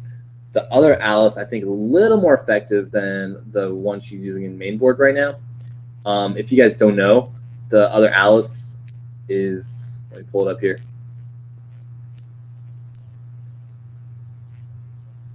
I think Alice of Valkyrie, was it? Alice of... All right, here we go. Alice of Valkyrie. Search your main deck for deep blue, card name deep blue. When J activates, when it enters your field, that's the one she was using. She was maining Alice of Valkyrie. The other Alice she was looking to go into was Alice of Healing. Alice of Healing is a little bit stronger against Blazer, in my opinion, because it's a 4/15. It's a little bit stronger and harder to deal with because as soon as Blazer J activates, you can just J activate in your response and give yourself so basically her God's Art ability is 1 green, 1 blue. J resonators you control cannot be targeted by spells or abilities until end of turn. Draw 3 cards. So it prevents Blazer from killing off your J ruler. Plus you draw 3 cards for two mana, basically 1 green, 1 blue. With the deep blue out, should not be difficult at all to hit. You want J activate. When you J activate, you search out for deep blue. With deep blue, you have access to both. So in theory, you're not going to be able to do it until turn 5, but the deck itself should be able to handle the matchup fairly well up to that point. So looks like Federico might have sided in 3. It looks like we see 2 Flame King Shout and 1. Oh, okay. She's showing us the sideboard. Okay.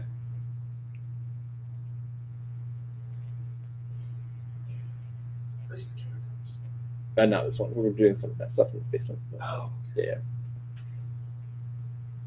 Yeah. So Stephanie kind of, I think, showing off her sideboard a little bit. She want to take out a Rook Egg, Demon Flame, and 3 other cards. I didn't quite see what she was doing there, but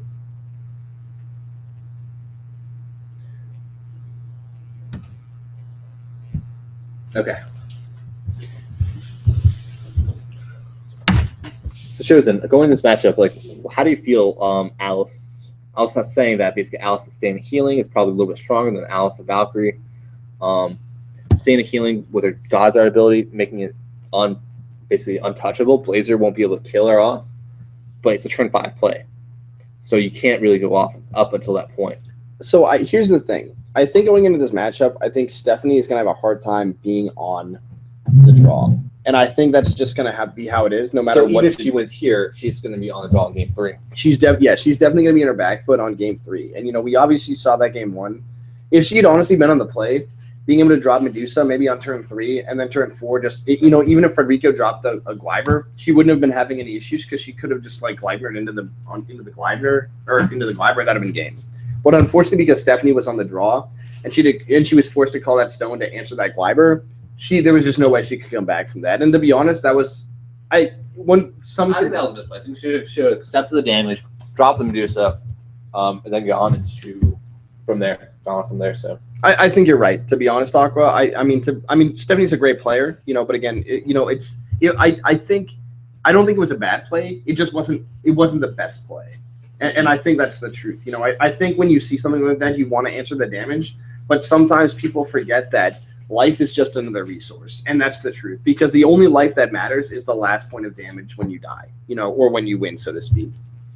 So exactly. It's okay to take a little bit of damage, and I think that's what Aqua's saying here. So going into this matchup, I mean, obviously Stephanie's on the play here, going against Frederico, and again, I think she's rather ready for this matchup as well. But again, I think, like we were saying earlier, you're allowed to lose to your own variants one match during a tournament, okay? And I think that's essentially what happened to Stephanie Shaw. She lost the dice roll. She didn't get a deep blue, you know what I mean? And that was basically it. So, she lost game 1. And I guess we're just going to have to see how game 2 goes. I think she's in her comfort zone here. I think she's playing a deck that she likes to run, and I think she's running blue, which is kind of rogue as well. I think Frederico just kind of chose the flavor of the month, again, doing nothing really interesting here. So I got to tell you, I do side with Stephanie, and I really do hope that she pulls it out because I don't want to see nothing but, Blazer white mirrors all day. And I do think Stephanie has the edge just due to the amount of playtesting that she has done. So, interesting that, turn 1, she basically took a stone and passed. That's really rough. She didn't drop a soldier. She didn't get any cards to deal with her. Definitely a little bit rough there. Yeah. So honestly, Stephanie might have just lost her own variance here. To be honest, it's again, nothing you can't do. You can lose one game to variance in a tournament. One match. One match. So that's going to happen regardless. But you cannot afford to lose another match to your own deck's variance. And that can happen every once in a while. Yeah. Unless you kind of control that. And I think Blazer does control that really well. But against Blazer, you're just playing a lot of mirror matches. Yeah, so it looks like the casters are pulling up Artemis Bow, because they can. Definitely like one of the MVPs for today. Yeah, I mean it's I think everybody's been saying it's a rather obvious choice to see Artemis Bow going into this. It's a very strong card. And again, it's soft removal, going into this format as well.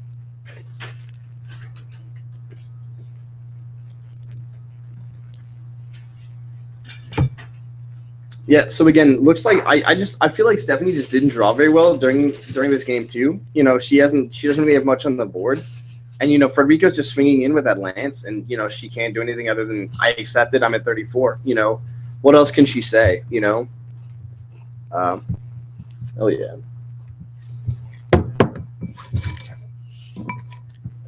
No, yeah. Pick it up on itself. Yeah. Thank you, Aqua. No problem. Hell yeah. Looks like he has a pretty strong hand opening. I can't see what the second card is on there. Can you tell? There's a Rook Egg. There's a. Is that a Hector maybe? Oh, you mean is that a Gareth? No. Alice is his Halt Force. Very possibly.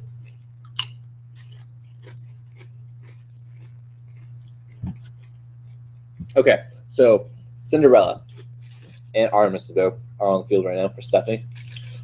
And she's playing Gleipnir. Okay.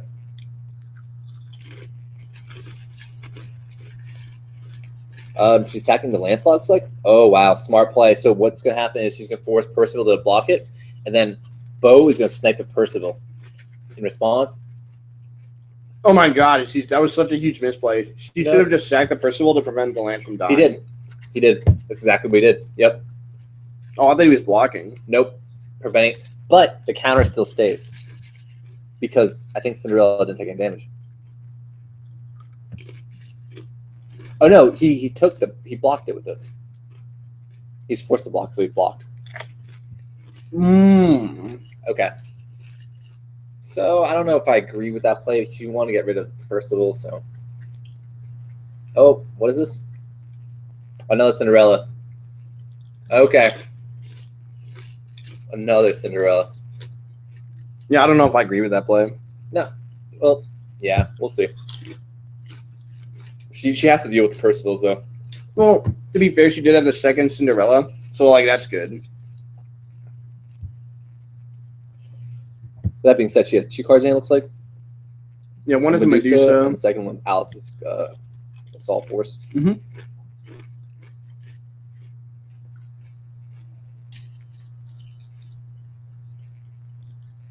Wow, Federico's sitting with a hard advantage hand right now. Dropping another Percival. Yep. Well, the thing with this is the strength. This Has is the a strength Hector? of Blazer White. You Okay, know? it's a Hector. Yeah. Pumping Hector. Lancelot, and then it doesn't look like he's like Wyber, so he's probably just gonna.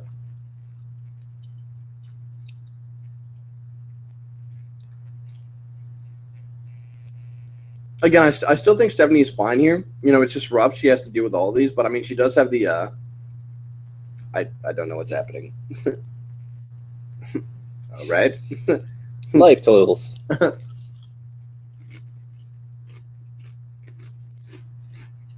And then instead of dropping the Gwyber, nope, it's a Rukeg. And looks like it's a little bit of relief on Stephanie Shot's face there. Well, she does have that second Cinderella, so she can indefinitely block Lance. You know what I mean? Which is amazing. She's gonna probably force the Rukeg to block and then snipe with Artemis Bow, or probably force Hector to block, snipe with Artemis Bow. We'll see what happens here. She might just honestly, because if you J activate here, it's not that bad. Search out for deep blue. No, I think she's. I mean, I'd still be afraid of the Blazer activation. I think the ideal play here is to swing into Blazer and force the Hector to block. Yeah. Percival. Oh yeah. That Get rid of the makes more Percival, sense, yeah. swinging into life, forcing Percival to block. Oh yeah, because it is a 2/8. So now he's gonna probably sack off, prevent it to Hector. Okay. What?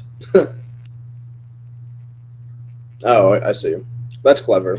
So now if Hector decides to block, Oh, okay, yeah. So she called. She's gonna drop Medusa. yep, there's the Medusa. Beautiful, and that honestly was the very optimal play here. And the thing is, The thing about even if it's an optimal play, like look at your what does hand. Medusa do? He's got Medusa's only one of the strongest cards in the game right now. Okay, like I said, like he should know what these cards do. Okay, we'll pull it up on the screen here. So whenever this card blocks or is blocked by resonant, put that resonant bottom. So basically, anytime it attacks, you can't block it. It's unblockable resonator essentially.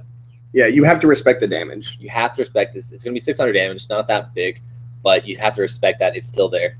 Lancelot's can try to ping it, but she can just pay 1 to increase it to a 8/8. So now they're showing the combo here is Medusa and Gleipnir. So Yep. she basically forces things to block it and just bottom decks them all day. So it's auto removal. It's a 2-card combo, but it's ridiculously strong. Yes. So I mean, Federico Artemis' basically might bow. scoop, yeah.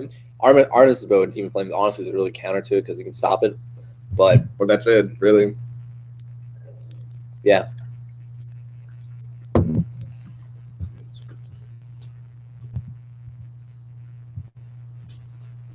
Federico does have a pretty good solid board state right now. He's using mostly Lancelot's to as his win punch.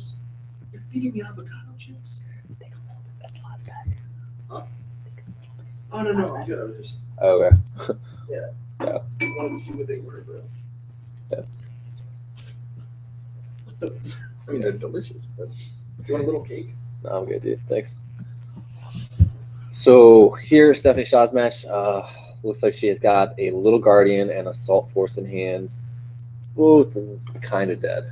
Oh my god, that's awful. Yeah, She needs to deactivate next turn, call out for deep blue.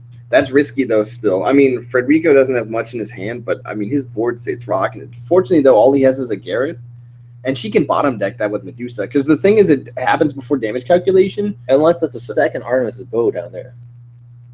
Oh, it might be. Yeah. If that's 2 Artemis's bow, then Medusa's done. Oh, wow. That's rough. Yep. Very rough. Lightning to draw a card.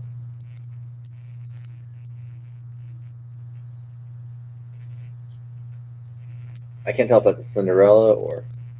I believe that's the water resonator that returns something to your opponent's hand, maybe? But no. I don't think so. Or is it the one that... Oh, no. That's a Petrifying Gaze. Oh, okay. That's a great tech. So Petrifying Gaze is 2 blue, 1 colorless. It's an instant. And then it bottom decks and gives your opponent... bottom decks a resonator and puts a... bottom decks a resonator.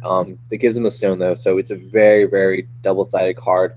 It might not be the best option to play here with 2 cards still open. It's a great card like going when you're already tempoed out, but what is he doing with that card? I don't know. I think he might be protecting the... I don't know. Oh, gives Gareth a knight? So was he trying to protect the Gareth? Yeah, Gareth is a knight. Okay. Okay. I mean, here's the thing. It's basically a stalemate because those bows are going to run out of counters, and then what? You know what I mean? No, not really. Definitely Steph Shaw's playing on her back foot right now. She probably has to J activate here, in my opinion. Because if she J activates here, she can at least pull up a deep blue, which gives her access to a couple more cards. Yeah, it looks like she can J activate because she can't really do anything else with the mana she has or the cards in hand. She can bottom deck something, but yep, you're exactly right. So she's gonna J activate here, and she's gonna search her deck also for deep blue. Yep. Now, of course, so basically Stephanie Shaw's J activating to get that deep blue, and then of course I believe she's probably gonna utilize her God's Art as well. Not right away. Well, actually, she has to because Blazer's gonna. Oh, she wants to. She's gonna, yeah. I think she's just gonna ping Hector. Because what else is she gonna do? She's gonna make all her stuff untargetable. So what she's gonna try to do is set up to protect her stuff. Draw 3 cards, replenish her hand. Is that Saint? Saint of Healing. Oh, you're right. Maybe it is. I don't think it's Saint. It is. It is Saint. She opted Saint over. She starts off with Valkyrie, in game 1, going to Saint game 2. Saint has a stronger matchup against Blazer. Oh, and now she's just going to make herself untargetable in response to Blazer's effect. Exactly. Blazer's going to J-activate. She's like, I got this. J-activating. But that's assuming... There it is right there. Yeah, okay. So let's see if Stephanie actually, outplays our boy here. Yeah, so he's obviously looking at the ruler, and he's seeing, so in response she could in fact make Alice untargetable, which makes Blazer's J activation, quite literally useless. Useless, yeah. So it doesn't do anything against Alice Saint of Healing. Yeah, and then all he does is make his Blazer vulnerable because again, if Blazer dies, he has no access to red, and then that Rook's Egg does nothing, and then he can't pump his Lancelot. Yeah, so this becomes definitely a little bit of a tricky situation for Frederico. And to even be though honest, he has 3 cards, like when she deactivates, she draws additional 3 cards, so she replenishes everything she lost. Yeah, that's actually very true. And that Medusa's going to go flying through without a response. So. Oh, Flame King Shout. Okay, I mean that's an interesting play, I guess. I'm not really. I don't fear the Flame King Shout. I don't. See I mean, to be fair, Frederico does have a Snow White in his hand, I believe. Yeah, so there's the Snow White, and actually we knew Italy was doing this as well. And then he does have a Demon Flame. So Frederico basically can board wipe. So I think he's going to kill the Medusa as well.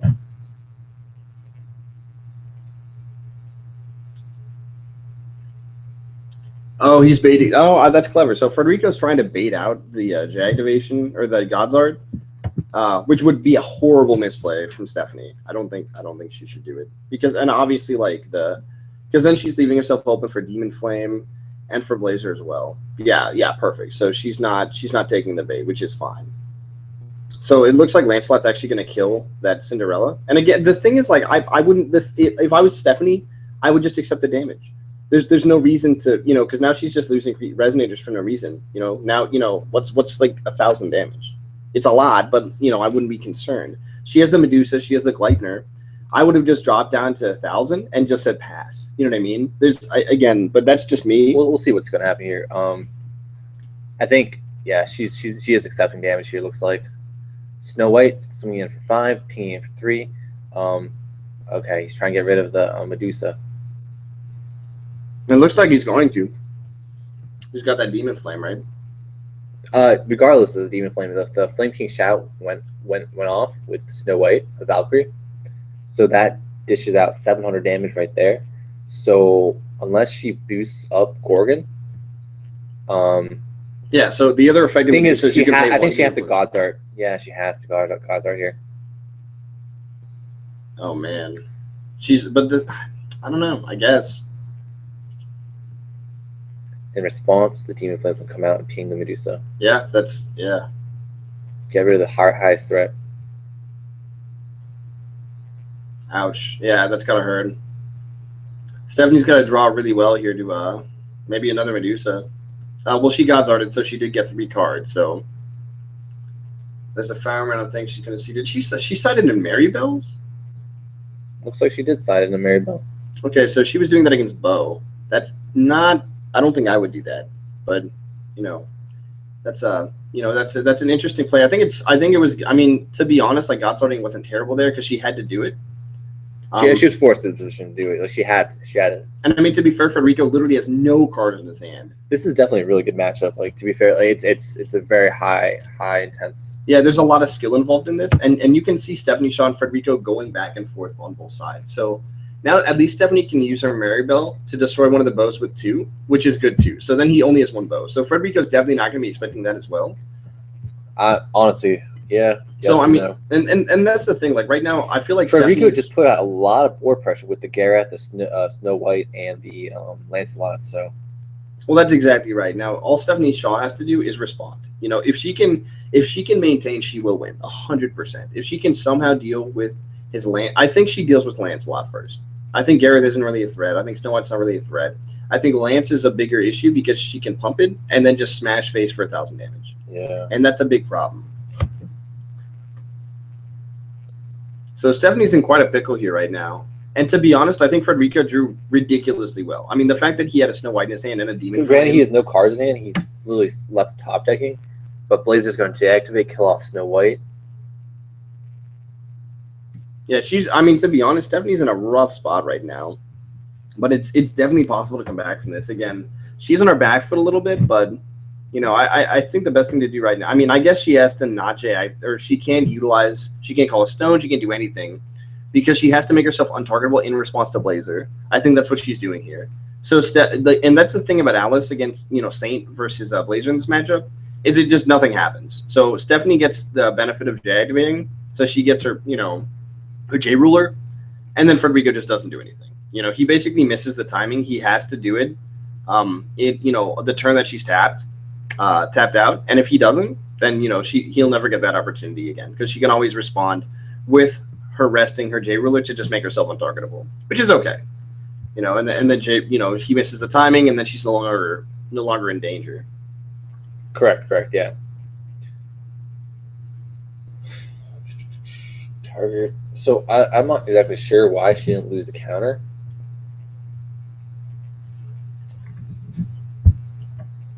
She should have lost the counter on that Cinderella. It's not the other Alice. It's Alice staying a healing, so. Oh. Alice of Valkyrie would provide her a second counter to maintain, but it's not that Alice, so she doesn't get that counter. So. Well, again, this is Worlds. The players should know better, but that's Yeah, things happen. Yeah, and the thing is, like, it's like you always say, it's a high stress environment. So like misplays happen, and it's what are you going to do? Getting rid of one art. Let's talk about that. Go back to the fact getting rid of one Artemis bow is huge because now it can't ping the Medusa for 8. Medusa is going to be able to. I mean, granted, Federico right now has 3 threats on the board. Actually, only 2. He has a Snow White and Gareth. Hector is not really a threat. 400 is going to be punishing if the game goes on and he can swing in a couple more times. But I don't think that 400 is going to be able to be going in. At this point, this is match Match 3, round 2. Round 3, match 2. Yeah, Round 3, game 2. Game 2. Yeah. So Stephanie needs to win here quickly and then close out the following game if she has any hope of advancing to the next round. Yeah, this is a little risky, playing, this game taking so long. And that's one of the difficulties of playing control. But to be honest, Stephanie being on the draw against Blazer might not be terrible if it does basically go to time. Not to say that they would intentionally cheat, but if it is a draw, then Stephanie and Frederica will both be in contention. So top 8. They cannot give up another round. That means they have to go the next 3 rounds. Losing here would be a huge. Yeah, they would both have to go undefeated 3 rounds. I think Frederica is definitely in a finer position here. Well, to be fair, I think if Stephanie plays the Medusa here, I think she's in good shape, to be honest. I mean, she has the stones. It gives her the ability to block. All Frederica really has is that Lancelot in his hand. Like, what's he going to do? So and then that was a brilliant play. So now she's protected. Little Guardian, so he's not really familiar with it because it's not a card you see very often. Yeah. But basically, she can remove it to mitigate damage. So when you're working with threats, it stops, honestly, Wyver, Garath, buys Medusa another turn to go ahead and deal with the board state. So she left up enough stones for Petrifying Gaze. Okay. And that's what she's doing right now. That's a very clever play. So the thing right now is, so he's going to J activate and then kill off the Alice. And what is she doing here? It's not very often you see. I think she's going to res Deep Blue in response and search for something. Yeah, that's what I'm thinking too. I don't know why she's okay. So this, I think, I don't know why she did that. She rested for another stone. That's what she did last turn, and I don't know if I would have done that, to be honest, because it did leave her Valis vulnerable, and that's a big issue. And obviously now he has a Blazer, and that's the thing. Like, there were no real threats on the board, and Alice could have indefinitely blocked Blazer because it's just huge. It has a 15 butt. It's basically impossible to get by with Blazer. And what is she going to utilize that last stone for? I mean, I guess she's going to block and then Demon Flame. And then she's going to sack it in response, obviously, and prevent the damage. So Frederica just wasted a Demon Flame, I guess. So I don't exactly know why. Accepting 5 damage, Yeah, because it's mitigating the maximum damage, so she's definitely looking at the optimal line. No, I know why she did it, but again, that's oh my gosh, that's game. That's game, yeah. Good for Federico, definitely coming out strong with this match. Yeah, very well played on Federico's part, but again, it's really refreshing to see Stephanie Shaw come out with a very unique take on the meta. Absolutely. Like, it's not the most. It's definitely when you see Blazer and you come in at round 3, like 3-0, 2-0, like that's impressive coming with Alice and still being on top tables. So that's exactly she's gonna right. fall off a little bit, but we'll hopefully see her again later.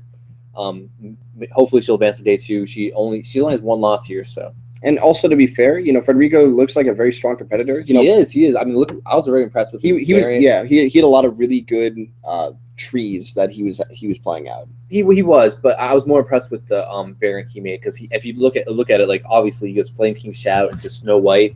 Snow White already has swiftness, but just having that additional counter for 300 damage spikes something for 300, 700 total, and it board wipes. So it's a very, very strong option against the mirror for those decks that want to go ahead and just clump up their hands with the early drops. So that's exactly right. Looks like Aqua's leaving me here alone, guys. Again, really, really, really excited to have the opportunity, basically, to shoutcast Worlds and keep you guys updated on the meta itself. Really, really interesting.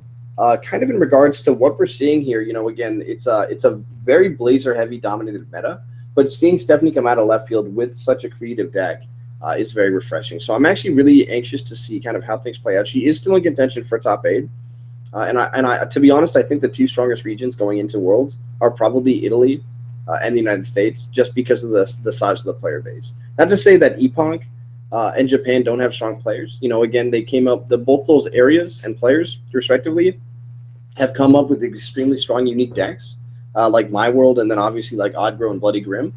And very very interesting, creative. But again, the issue I think it's just it's a very small card pool, and that's why we're seeing so little variance in the strong decks. It's because Yeah, it's I very agree. obvious to see what's good and what's not. Well, when you only have 150 cards, also you're not working with that many cards in the set. Like you really only have a very small choice, a narrow, very linear path usually of what you're going to play, but what counterplay you're going to see. So That's exactly right. That's exactly right. yeah, hard loss, but man, I was definitely hoping she'd go undefeated, but It felt good, honestly, and I think but again, it's just that losing your own variance will happen, and again, I think that's what happened game one, and that's what I mentioned to you. Like going -2 stones when you deactivating is so detrimental, especially being on the draw. Yes, and then we saw like game one where she was on the draw and she used her ability to search out for a deep blue because she from had Alice to. She needed color the fix. access. She needed a color fix. Like, well, honestly, I think in my opinion, she should have called out the blue stone and then the following turn J activated and grabbed that blue because that's at least you're not She losing should have out on accepted the tempo. damage from Glyber. That's Exactly, correct. exactly. You would have got into okay. I'm gonna take 1200, but I'm gonna go ahead and reestablish board state the following turn and try to reestablish board positioning with everything else. I mean, sometimes you gotta take it a little bit to gain a lot more. Exactly. So it's a trade. You're willing to trade. And what do you say? Life is nothing but an asset. Exactly. It's true. Life is nothing but a resource. Yeah. So yeah, that was actually round 3. And 3 rounds remaining as well. There's 6 rounds total in day 1. Yeah. So we're actually halfway through the event now. Moving forward, and I'm really anxious to see what we see at the top table coming into round 4. We do have the statistics here, folks. If you guys are curious on what the breakdown for the rulers is, it looks like we have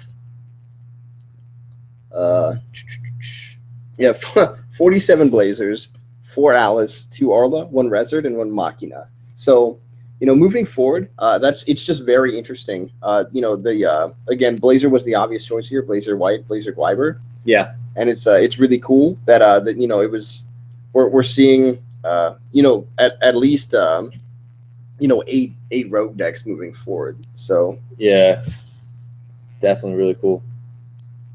So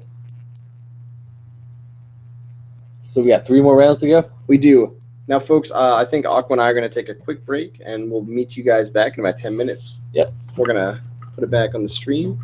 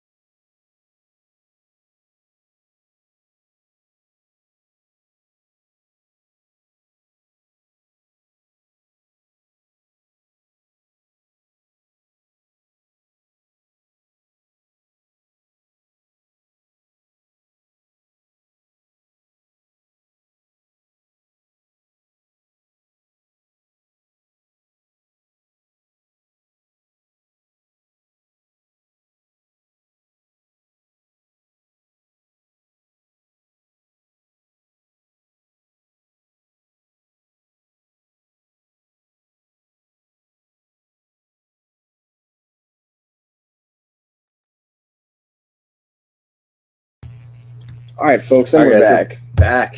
All right. So we just saw Stephanie Shaw versus Federico in round 3. Stephanie Shaw was playing the Alice variant. Pretty cool to see something other than Blazer on the draw. Unfortunately, she lost 2-0. It was a tough match.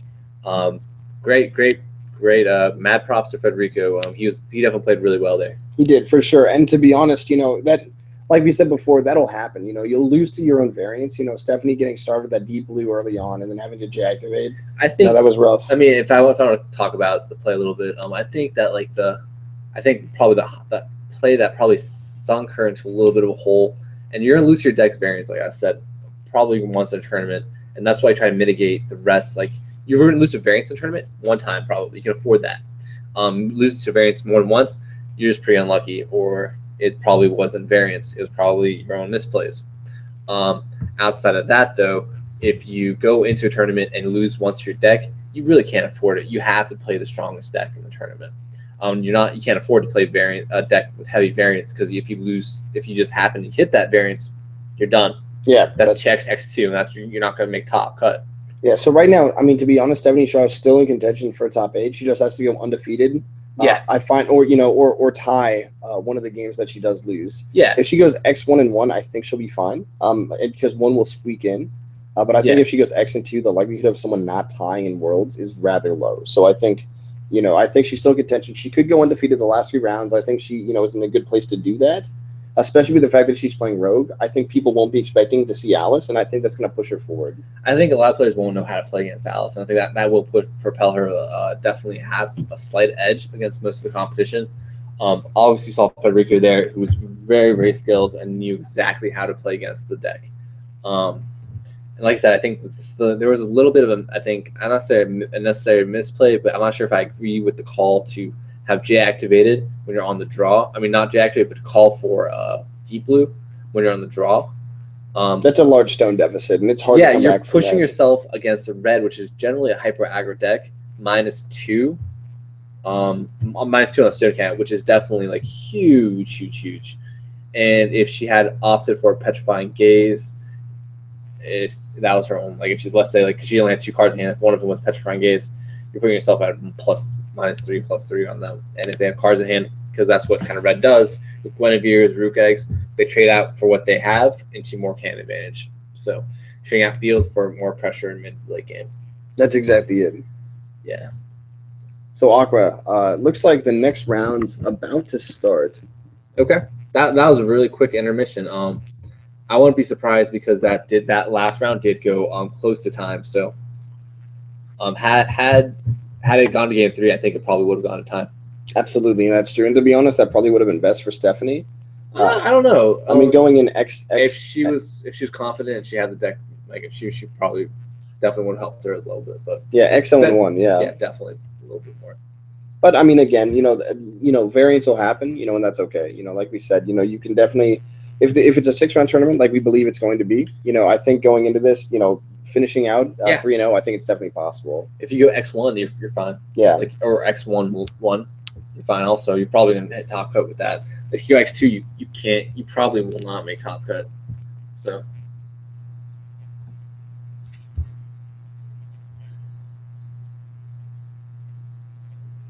Oh wow! So we have heard back, and 6 Americans are still in contention for top 8. Looks like Brian Ferguson, Stephanie Shaw, Adam Meisner, and Taylor Norris alongside Ken are all in contention for top 8. Yeah. So. And Anton Vigil. Yeah. Vigil. Yeah, Vigil. Okay. Yeah, all those guys, 6 Americans are still in contention for top 8. So I mean, this is kind of what we expect. Well, actually, I expected more Americans to do a lot higher. I thought there were going to be 6 Americans in top 8, with 15 players of them probably being American players.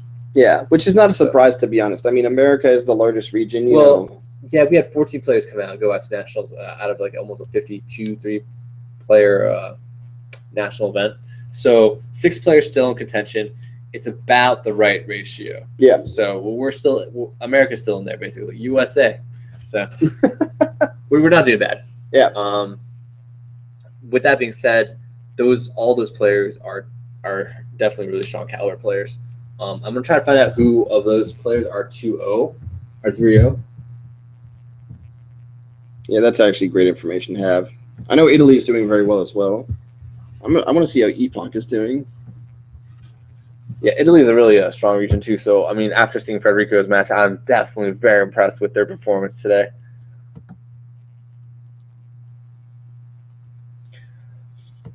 And so, Chosen, question: if you attended Worlds, what list would you have run?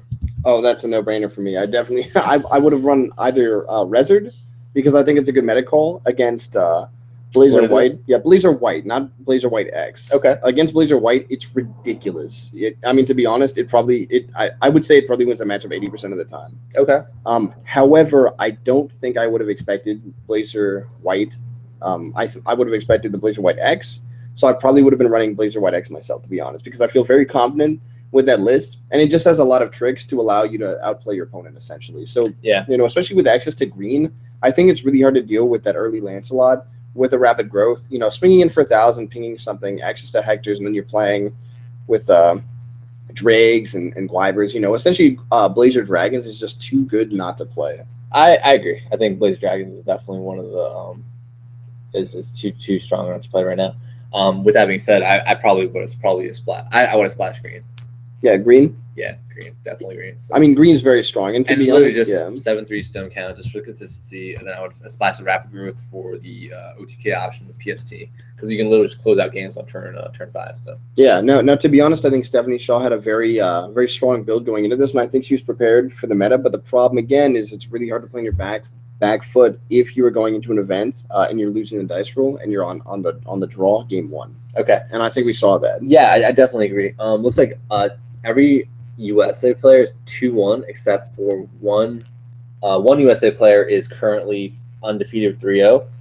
Brian Scott Ferguson.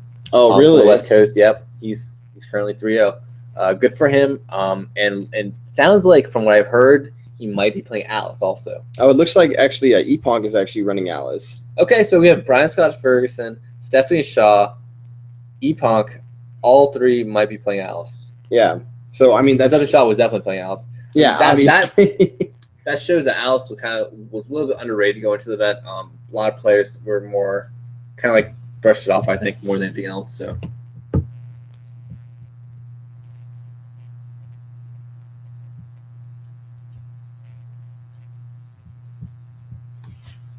Yeah. So on that's interesting. Definitely interesting. I think we're gonna see.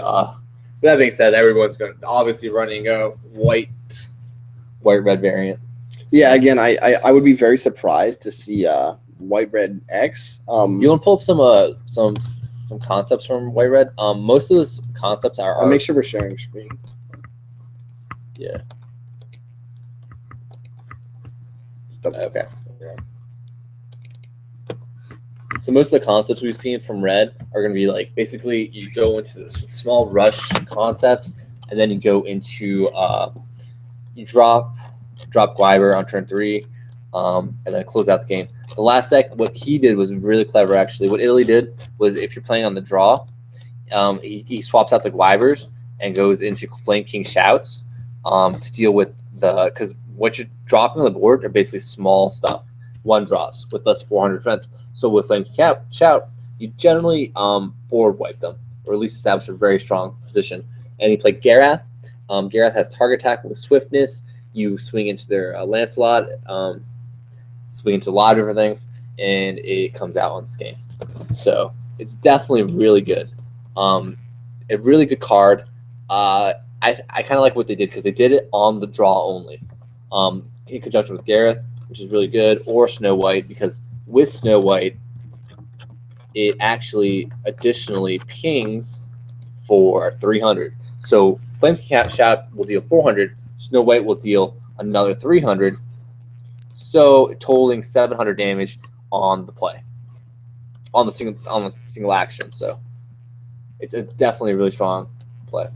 What do you? I was pulling up Snow White. You pulled up the Battle of the Valkyries. Okay, sorry. Okay, very similar card, yeah. Yeah. So Snow White Whenever this card deals attack, it deals 300 target resonator for each patch counter on it. Also, So great one- artwork. Yeah, I think Look at Snow that. White. Hair is ridiculous. I think the Snow White's Welcome actually to the my 80s, favorite guys. favorite artwork. Yeah, no, but yeah, it's like Aqua said, it's a great play, and I mean the fact that it has first strike too is just insane. Yeah, Swift's first strike is definitely pretty incredible. Plus 300 damage, so basically you're going to deal 800 damage with Snow White. Very potent, very potent. The other problem is it doesn't actually kill Gareth, and that can be a big problem. Yeah, you're right. Doesn't deal with that threat. So, and that's why Gareth, I think, is a lot of players. I mean, Gareth is the obvious choice when we look at the set. I think there's plenty of ways to deal with Gareth already, so I'm not really that. I wasn't that worried. Snow White with the Flame Key Cash Out is definitely a really interesting interaction because it already has swiftness, but dealing additional 4 + 3 700 definitely gets a little more pressure on the board. That's exactly it. And I But think honestly, if you play the OTK option, it doesn't even matter as long as you have Gliber up on turn 5. It's over. So the turn 2 clock ends using 1 turn to set up more board pressure. Gliber goes untouched, so they have to deal with it the following turn. If they don't, it's over. I think the card that's not seeing enough play right now is Drake. Actually, I think a single tech Drake would be fine. Just literally one Drake. I mean, he would. To be fair, Fernando. Yeah. Fernando actually was playing a Drake. I did see one in his hand, and that's very smart. And to be honest, Yeah, he might be a player to see top 8. Yeah. Yeah, I agree. After watching him play, also his bit builds, he played a really good side deck. When you play the side, you create a side deck. You create it for on the play and on the draw when you're limited in this amount of card pool. If you're playing in a format where you have a lot more cards available to you, you have to consider also other top archetypes if there's outside of one dominant deck. For instance, since next upcoming format, there's probably going to be 3, 4, maybe 5 strong contending decks. There's not going to be just one Bahamut hierarchy anymore. Yeah, absolutely not. And to be honest, so when you create a sideboard, you have to take in consideration, what's the deck that I'm going to see the most, and what other decks do I have to take in consideration when I'm playing the tournament if I want to go X1. I can only afford to go X1. So you might not be able to create an entire sideboard against a single matchup or 2 matchups that you can play on the play and then play on the draw. Interestingly, too, just speaking about the format coming up, I think Split Heaven and Earth or Shay, which was dominating the meta a fair amount prior to the Bahamut Blast meta, is actually going to kind of drop off. I think the fact that you're not going to see a lot of stone variants because of things like Deep Blue, which is just insanely powerful, and even just being able to utilize Blazer now is really going to make multiple stone decks kind of archaic. I don't think you're going to need to be playing different stones, and I think Shay's going to kind of drop out, and that's going to create this kind of interesting dynamic where you're going to see Shay go away, and then these control very greedy stone decks are going to come back out of nowhere and just going to do really well. So I'm anxious to see how the meta evolves, because I think there's a lot of interesting things that people can do. And to be honest, one of the deck types that I think is going to be really cool, and I'm not certain how it's going to play yet, is actually Rezard. I think Rezard actually has a pretty good chance of seeing competitive play in the New Frontiers format, because I think Rezard kind of takes what Pandora the Light and Pandora the Dark do, and it's a little bit slower than both of them, but it combines both effects. So basically, you're wiping hand, field, and setting up for the board advantage. Granted, you're hitting instead of turn 6, you're hitting it on turn 7. When you're expediting, that number goes up dramatically. So you're gonna have to also play on not just trying to tempo into that combo, but also tempo into controlling the board. Also, I mean, to be honest, too, there's a lot of really nasty effects, too. I mean, if you're looking at a lot of really strong incarnate effects as well, coupled with Rezard, I just think there's a lot of really nasty things you can do. Yeah, I mean, I agree. Advantage. You can just play literally the board advantage until turn 7, and then once you hit turn 7, you can just try to go ahead and J-activate and win off the game there. Something like you said, Narcoleptic, one of the strongest cards in the game. You sack 2 Resonators to discard card from their hands, with Thoughtseize and Magic. And the fact that it's an 88 body, right? You have a lot of fodder too between just getting Resonators in the discard or in the graveyard for Rezard's Godzard, having access to things like Laura for Laura into a bunch of incarnates. I think there's a lot of power that we're going to see from that. Also, Cinderella in general as well is a really strong board wipe against Percivals, Rugegs, Guinevere's, and Well, I mean, also talking about Incarnate, like if you're talking about Incarnate, like you can't also overlook Gwyber, because Gwyber is one of the best cards to Incarnate with. Like you incarnate something, you play something. Aqua, I'm going to say it straight out, man. I think Gwyber's bonkers. It's the most ridiculous. It's one of the most ridiculous resonators in the game. It's one of the most strongest, like, and it's an easy condition to bring off to the forefront. It forces your opponent, like, it forces you to come up with a creative deck building method to come up with a concept, but it's not that difficult to like work around, you know. I'm interested to see how popular Arla becomes, because the thing with Arla is you actually never need to J-activate. You just need to play bows that get 4 counters, because if your opponent is playing things like Bahamut in the next format, you can just play a bow and ping it for free. You know what I mean? That's ridiculous. Or you can go as far, you know, and if you're playing Death Scythe, then you can literally play Death Scythe bow, GG, and then their Bahamut dies and they can do nothing. It's true. Yeah. So I mean, and then the same thing, you know, if your opponent's playing Gwyber, you just ping their Gwyber for free. You know what I mean? Like that's I don't know. I think Arla's strong, and I'm wondering how it's going to play out going into the new meta. It's going to be a good sideboard card, kind of like Christy the Wind Tracker was. Yeah, I definitely think Arla it could see a lot of play in sideboard. So yeah, absolutely. Aqua, what do you think is going to be played a lot in the coming format? How do you think Bahamut Blast is going to do? I think Bahamut Blast is still going to be a force, but it's going to lose so much power. Like it's so much power. There's so many things that counter Bahamut. I think Rezzard's going to see some hype behind it also, just because Death Scythe in conjunction with Rezzard or I mean, the thing that I like about Death Scythe with Rezzard, and part of the reason why we're kind of on the Rezzard train right now, is because the thing about Death Scythe is Rezzard plays Death Scythe, and it benefits Rezzard. And that's the thing. You're not just splashing Death Scythe because, oh, like, I want to kill your ruler. Death Scythe using Death Scythe to its optimal, like, full ability, basically. Yeah. But, I mean, outside Death Scythe, I think Rezzard itself is just really, really powerful. His God's Art is probably the strongest God's Art in the game. I mean, it's completely outrageous. It is pretty outrageous when you actually trigger it. If you can do it, yeah, that's for sure. Yeah, you're board wiping, you're hand wiping. But the thing is, if you play around Rezzard, is you always go either one or the other, hand advantage or field advantage. Field advantage usually it's a lot more easy for a Rezzard player, black player, to wipe off things for the field advantage with like Sowing to Death, stuff like that, and kind of like ignore it. But for hand advantage, like you can just clog your hand up and just drop one thing, 2 things, and then hope they don't have like enough to go off on their God's Art and discard your entire hand. The only concern about Rezzard is kind of the same, like, you know, I think there's going to be a ruler destruction package kind of coming out. You know, we already saw before where we were seeing people main decking 4 Flames, and I think 4 Thunders, it's going to be standard too. So you're going to see both of those, and I think Blazer is going to be very popular. Okay. Just going forward. So I think you're going to have access to black and red, and I think, honestly, Blazer Black with Incarnates is going to be something that a lot of players are going to utilize because it shuts down J-Rulers, and then on top of that too, I mean, you have answers to basically every any resonator in the game. So you know you don't actually have to use that destruction package on the ruler, and then on top of that you can just play Blazer Black, and then you have access to red, and then on top of that as well you can play things like Mephistopheles. Now with that all being said, like I think Rezzard is great, but if the format transforms into still a quick format, which I kind of I kind of predicted was going to happen. We're going to see a lot more combo decks because I think combo in general has been outshined in the last format because Bahamut was so quick. Yeah, But I think a lot of players are going to be turning to combo, and I think combo might be like a really, really strong contender in this upcoming format. We didn't see a lot of the incursion of like the past 2 sets because they're all outshined by the impact of Regalia with Bahamut.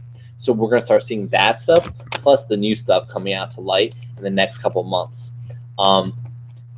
And we'll see, I think, some really, really strong combo decks come to the forefront.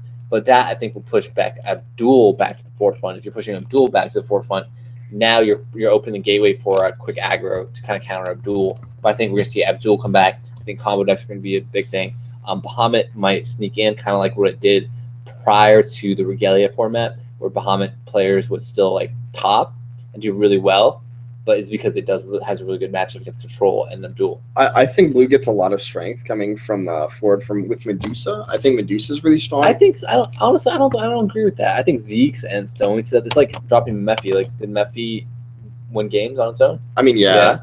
Because I mean, I had yeah. 1500 deck. Yeah, I But mean, to be Medusa honest, doesn't have 1500 deck. well, that's so. no. The thing I like about Medusa is it's splashable. That's what I'm saying. I think there's a lot of decks that can splash one or Splash two it. It Medusa. could if Yeah. I mean, it's And- possible. But and then I if you think want to some- splash it, there has to be also something else to splash with it. Well, that's true too. But again, I'm just like speaking arbitrarily about blue in general. I think it got a large power spike from this set. I think between Deep Blue, Medusa, and Cinderella, I think blue might be a threat kind of moving forward, and that's kind of something interesting to kind of look at. I mean, having Cinderella is ridiculous. It's basically an 8/8 for 2. That's the I strongest. mean, it loses the resonator. counter, but yes, it enters the play as 8/8 for 2, which is insane. And you can pay 2 blue to return it to its owner's hand, which is insane. You know what I mean? So if your opponent tries to deal with it, you just say no. Like you're minus a card, minus an attack, whatever. So, Cinderella is really fun because it has a lot of things that it can do, and it's so good early on. And it's such a fat body too. I mean, it's a 2/8. Even after you lose the counter, it's still indefinitely blocking things like Lancelot.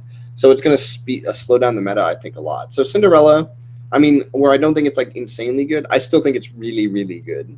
I agree. It's not on par with Cheshire, obviously, because Cheshire is just insane, but it's up there. Cinderella's very good, and I'm very happy to see blue get a lot of really strong cards that they can kind of utilize now. Something actually I want to touch on really briefly is Princess Charm, I think. Charm the Princess. I'm sorry. So it's 2 blue and X, and I think this is super, super cool. Because it's just hard removal for blue, and even though it's not, it's super costly. But if you get in a situation where you're ramping with blue, you can steal a Mephistopheles for 4. Or I'm sorry, for 6. That's pretty cool. It's definitely really cool. Yeah, I mean, it's interesting. It's not super amazing, but it's such a fun card. I just like the idea of being able to steal your opponent's stuff and just say no, because then it's like, do I kill this? Do I kill my own thing? You know what I mean? About it's like a removal, and you put that body on your side of the field. Like it's like a +1 for you, yeah, because they can't take it so back. Good against something like Lancelot. Like they play Lancelot, you play Charm the Princess. I mean, on turn 4, on turn 4, you all of a sudden have a 6/6 on your side of the field, and you're removed a 6/6 on their side of the field. Yeah. So like you're casting a 6/6. So 4, you basically destroy a 6/6 and cast a 6/6. Yeah, honestly, I think Charm's gonna be one of those cards that like is like a 1 or a 2 of index, or like a 2 of index, just because it's not bad at all. I mean, it's not a bad play. Like if you think about it, I honestly I prefer over Charmed. I usually prefer something like what's the 4-drop 8/8 destroy Carmilla. Yeah, Carmilla. Carmilla I think is a little bit better because you destroy something. It's automatic. Yeah, exactly. You put an 8/8 on the field. This would be really effective against. It's like a. I guess you play it on turn 6. Also, like a Mephistopheles. It's pretty good because you end up getting control of the Mephistopheles. 15/15 flyer. You don't get the swiftness, so it's a little bit tricky. Well, yeah, but I don't think swiftness would matter so though. Yeah, it's already tapped down, so you don't get to untap it. Yeah, well, that's true. Yeah, it's a little bit tricky. Like I'm not. That's what I'm saying. Like I'm not exactly sold. I'd rather have the Carmilla. Yeah, that's what I'm saying. I just think it's fun. Another card that I actually really like from the set that came out, that I think is going to see a fair amount of play is actually Valentina. Oh, this is one of my favorite cards. Valentina is so cool. So to be honest, like her front side is very underwhelming. The fact that you can play Cheshire is fun because you have infinite blockers and it's like a surprise. So you're giving your Cheshire's quick caster flash. You don't get to draw a card with what's it called? Well, yeah, that's true. Pulling it from through Valentina's effects instead of casting from your hand. True. But something like Hanzo, you still get the effect of because I don't think it's an enter effect. That's correct. So you play Hanzo and it has flyer, you can chump block for like a Bahamut or something, or just play it as true flyer. But the reason I like Valentina is because she doesn't die to flames, and that's just nuts. Because you prevent all damage that would be dealt to her during your turn, and then she gets +1/+1 for every card in your hand. And if you're playing blue in control, it's not like you're not, And the other thing too is you're not losing any advantage because when she comes into play, you get a stone in your area like Melgis or Faria. That's so good. And the thing is, you always activate it. You don't deactivate on turn 3. You always deactivate. You don't deactivate on turn 4. Deactivate on turn 5, because the difference between having 3 stones and 4 stones. If you have 3 stones on the field, then you deactivate to get 4 stones on the field. You can follow up by deactivating. Using God's Art the following turn, which is nuts. Which God's Art is insane. I mean, her God's Art is literally Charming the Princess, gain control of target resonator. Yeah, that is insane. Again, you snag a Mephi. Thank you. It's not the power of Resort or Pendor of the Dark, but it's still it's a huge ruler threat. The reason I'm not quite sold on Valentina is because at the end of the day, Blazer with Death Scythe is going to do the same thing to Valentina as it does to Blazer. I mean, as it does to Bahamut, you know? Yeah. And Melgis, like all that stuff loses imperishable. So all right, speaking of imperishable, looks like the stream's back up, folks. I don't know how those that segue worked, but it seems good. well, it's almost 2 a.m. So All right, so Aqua, you're gonna head out of here. I guess I'm gonna keep doing the solo cast. all right, guys. Well, have a good night. Yeah, I got work in the morning, so I can't stay out too much longer. So. Ouch. Hey, to be fair, I work too. Yeah. My hours are a little different from Aqua's. Yeah. So, all right, brother. All right. Thank you for the stream. Yeah. Thanks for tuning in, everybody. All right. Yeah, and I guess you guys can stick with me, and I'll continue to solo and give you guys some semblance of commentary while we move forward.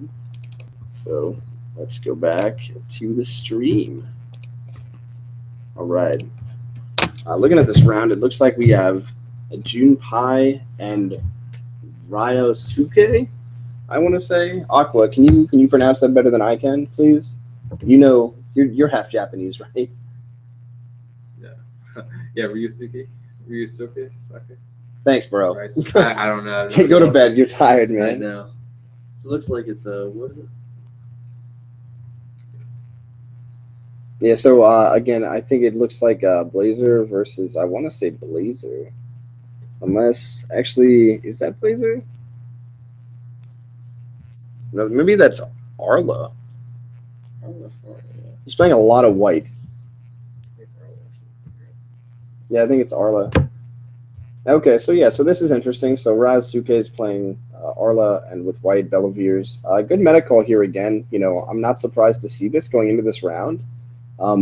Just because the Blazer white variants are so prevalent, and of course we're seeing main deck Belavirs on both sides. So, and this is what makes me think a lot of these players are actually playing in the kind of the same groups. Going into play testing, so it looks like they know exactly what they're rolling. So, you know, wow. So early Flame King Shout here, swinging with a Lancelot and a So this is exactly what we expected to happen. So this, remember when Aqua and I talked earlier, and we were kind of discussing how strong and fast this format was. I think it was very rare to see games go past essentially turn 5 or 6, and I think that's what's going to happen here as well. You know, so interesting to see Arla do so well. You know, clearly 3-0. You know, going into this this round, unless they selected these gentlemen due to the fact that this was an Arla deck. But I'm anxious to see how this plays out. So yeah, Ryosuke's. Okay, actually, yeah. So it is a Faria, as you were. Okay, yeah. So I mean, that's a clever play there. Yeah, Aqua. It's actually a Faria. It's not an Arla. I thought it was Yeah, I think the Excaliburs were the tip off. Oh man. So I guess we got some bad information. Yeah, we were told that that there were no Farias. Okay, interesting.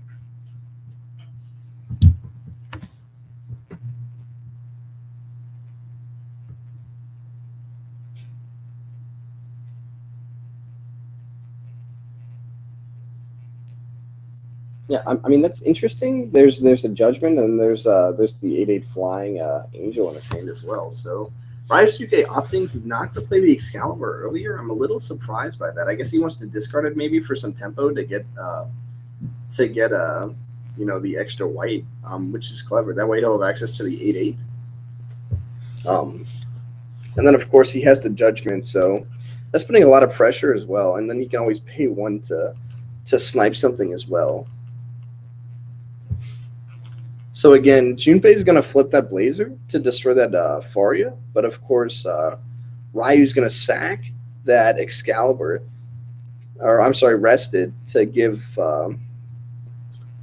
Faria imperishable. So you know, not very detrimental here. And again, you know, Ryusuke. I mean, I don't know if that was a misplay or not, because now Ryosuke is just going to have the ability to gain another stone as well, and then I guess in response, Ryu's going to play a Gods.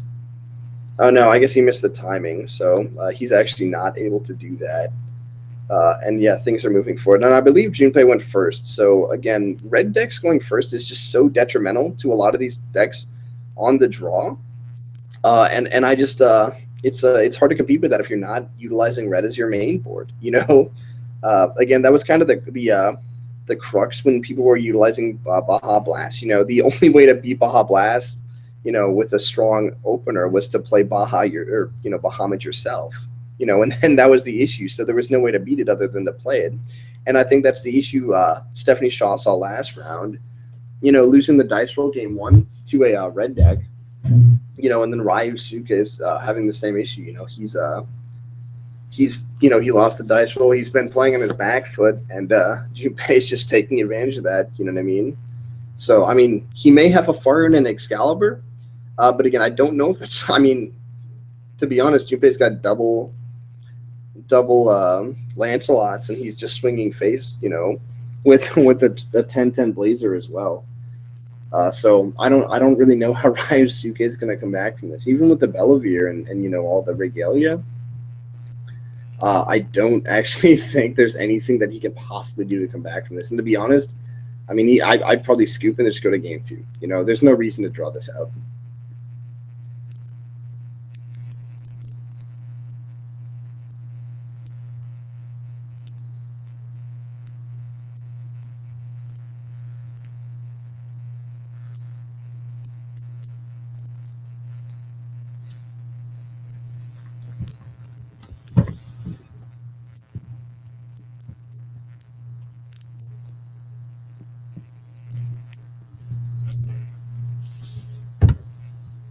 Yeah, Ryusuke opting to play the Bellavere or Bedivere, which is, fine, but again, he's not going to have access to hit anything. He's just dropping a 7/7 to block, which is pretty rough because Junpei can basically, if he gets something to pump Lancelot, he's just going to kill it.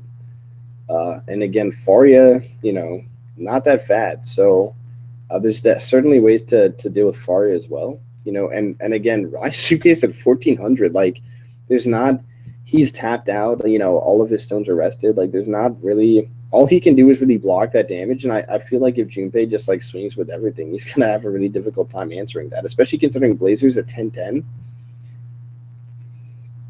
Yeah. So now, Ryusuke is actually reminding him that he has to swing the Blazer first, which is okay. So yeah.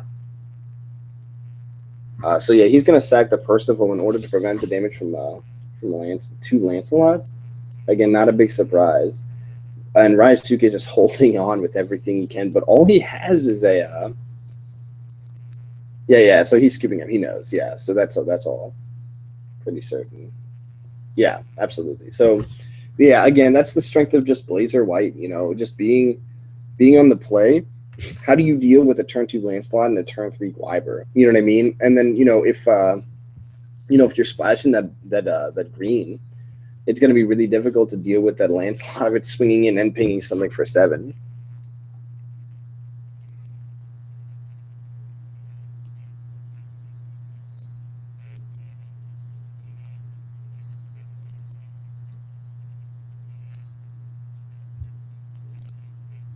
Yeah, so moving forward, I'm kind of anxious to see how the sideboard goes.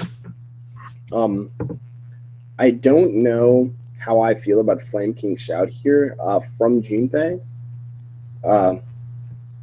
I certainly think, as Aqua was saying prior, that it's a strong sideboard option, but it is kind of risky as well. It's a strong card. It's really good when you're on the draw, but again, because it catches you up if you utilize Gareth, but against Faria, I don't know if he's super concerned. To be honest, Junpei might sideboard in Death Sights. I don't think that's a bad option, especially if he's playing Percival. I know in testing, what we noticed was it was basically impossible. As soon as you hit that Death Scythe, with Percival or whatever, and they hydrated and flipped that Faria, it was game over. So I feel like Junpei has a huge advantage here, just main decking Blazer, and Ryusuke might go into this, and I would sideboard that Faria, to be honest with you, especially if he knows his opponent's playing Blazer. And to be honest, I think he made a huge error. To be fair, he's probably 3-0 going in around 4, but I still think he made a huge error going into this tournament, knowing, expecting Blazer as the dominant deck type, and utilizing Faria, because all it takes is one Death Scythe to ruin your day. And though most players probably aren't main decking Death Scythes, I guarantee you they're all getting sideboarded. So he could be mind gaming the mind games, and then Ryusuke is just going to take out Faria when Junpei sides in Death Scythes. You know what I mean? And that would be very detrimental, because then he's going to have 4 dead cards, which is fantastic. But again, the real strength of playing red is because you're running Guinevere's, you're going to have the ability to rest Guinevere in order to banish or sacrifice a Resonator you control to draw 2 cards and discard 1. So you can always pitch one of those Death Slice if he doesn't need it. So again, just red just being extremely dominant right now, and it's nearly impossible to come back from this. Like, again, Ryosuke losing the dice roll is so detrimental, and he's going to have huge issues, especially as the white player. So, I hope he does well in this round, because I'd like to see something other than Blazer top 8 here, but I'm not holding my breath, because it's just, it's such an uphill battle if Junpei does decide to side in those Death Slices. Like, honestly, I don't think it's a win. I don't think this is a winnable matchup at all. In the fact that he's playing that 8/8 flyer, I just feel like there's more optimal choices, to be honest. There were a few itinerations of white we went through in our play testing as well, and it just seemed weak in comparison to Blazer, to be honest. I feel like even Rezard was probably a better choice. So going into this, I'm anxious to see how the sideboard goes into it. I mean, it's very possible that Ryosuke, very aggressively sideboarded out, but we'll see. So I mean, he sided in the Maribels, I guess, for the Death Slice, but yeah, I don't know why he did that. I guess I mean, I guess if Junpei's an idiot, he's going to play Death Scythe, and then Ryosuke is just gonna Maribel it out, but I just don't see that being a thing, and again, it looks like Ryosuke is mono white too, and again, like, I think that's a huge mistake. I do not know why he did that, unless he's trying to OTK with Faria. But again, I think that's a terrible decision, to be honest with you. I think it's way too aggressive. I think there's better choices here, and I don't think he should be concerned. So going into this, so Percival, this is not a surprise, all things considered. We're looking at a lot of advantage generation. Percival is just a really good card. 2 for 1, obviously, and then it's going to look at the top 5 cards of your deck, and you're able to search and snag up and 1 Regalia or Knight of the round table if you find one of those 5. So yeah, Junpei preemptively played a Death Scythe because he's afraid of the swiftness, and Ryosuke probably regretting. I don't know if he has a Maribel in his hand or not. So. Again, he does play a lot of Percival, so and he's going to opt, I believe, for a Gawain. So, I guess that's going to protect him early on, because he's not. Death Scythe is going to prevent that swiftness, so far he's not going to have free reign. So, I mean, I guess that's going to catch Junpei up, but I don't think that Ryosuke has the Maribel. I think he actually pitched at the bottom of his deck, which I think was a huge mistake. He literally sided it in to get rid of it. So why would you sideboard a card if you don't need it? Which I think that was a huge misplay. Gawain, I guess, is okay here because it does block Blazer, but Lancelot. But the problem here is if you can have a way to pump Lancelot, like maybe top decks a Hector, he's going to have a huge issue here as well. So these are interesting builds, and I think it's fairly obvious that these gentlemen came from probably a similar group, or Japan's overvaluing Gawain, which I think they are. So again, I'm anxious to kind of see how this plays out, but I'm a little surprised by the variance here. The variance here.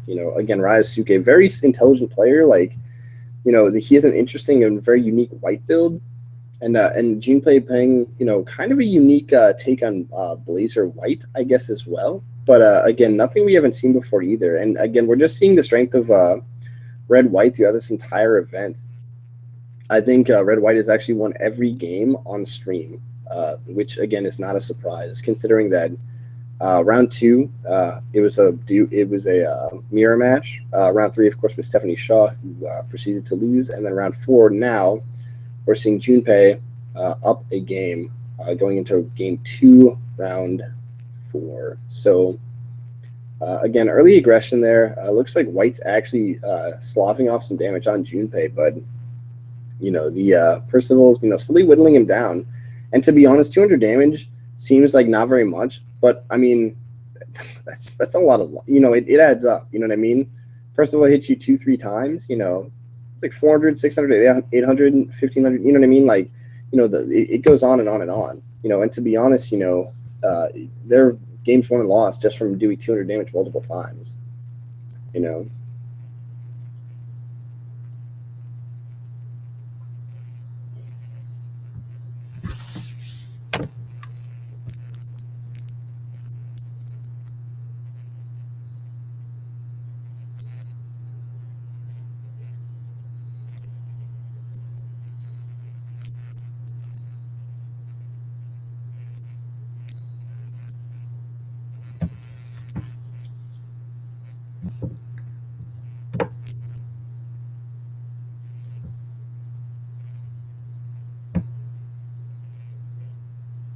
Right on, right on. So moving forward here,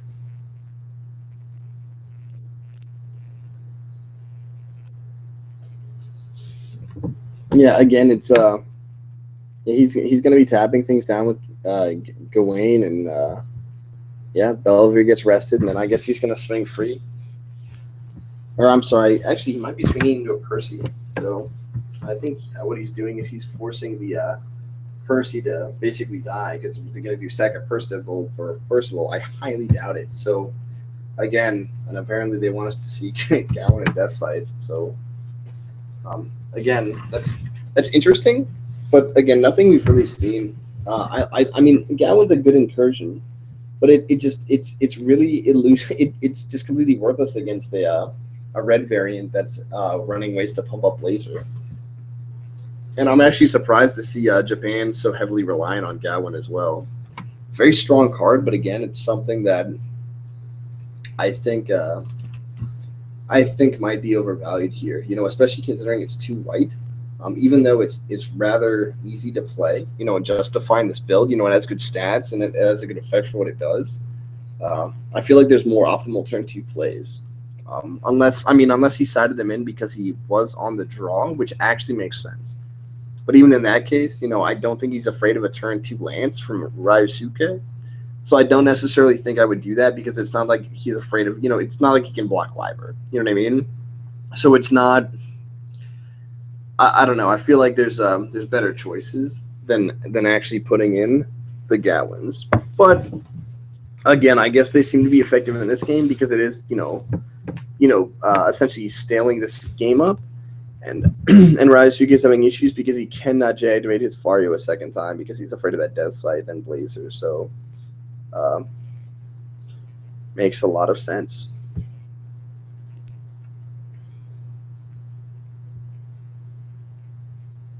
Yeah, so Junpei just slowly getting whittled down by those Percivals, and again, that damage will add up. Ryosuke also opting to drop basically several little angels. They're nice because you can sack them to gain life, and they're a 3/3 blocker, so they do deal with Wyvern, which is very, very nice. But again, it's almost I don't know. I just don't think they're that strong. Also, I guess I wonder if he's running Wyvern, because I don't know if I would have played 2 1-cost resonators. Especially. I guess what he's trying to do is try to deal with a Gowan, but because he does have that that judgment in his hand. But that's I don't know. I guess maybe he wants to deal with it with the Lancelot. I guess we'll see.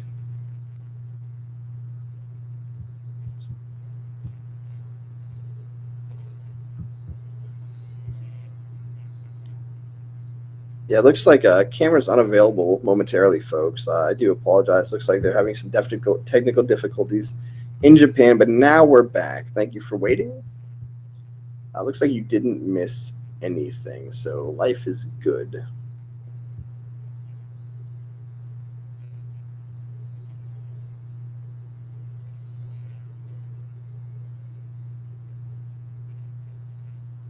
Yeah, again, moving forward here, folks.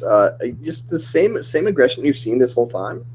Again, I'm waiting for Junpei to drop something like a Gwyber to really start putting pressure on Ryosuke yet again. Not much that Ryosuke can really do because again, and this is the problem here. Blazer is just Blazer Death Scythe is such a hard counter to Faria, and like I said before, we knew he was going to side into Death Scythes.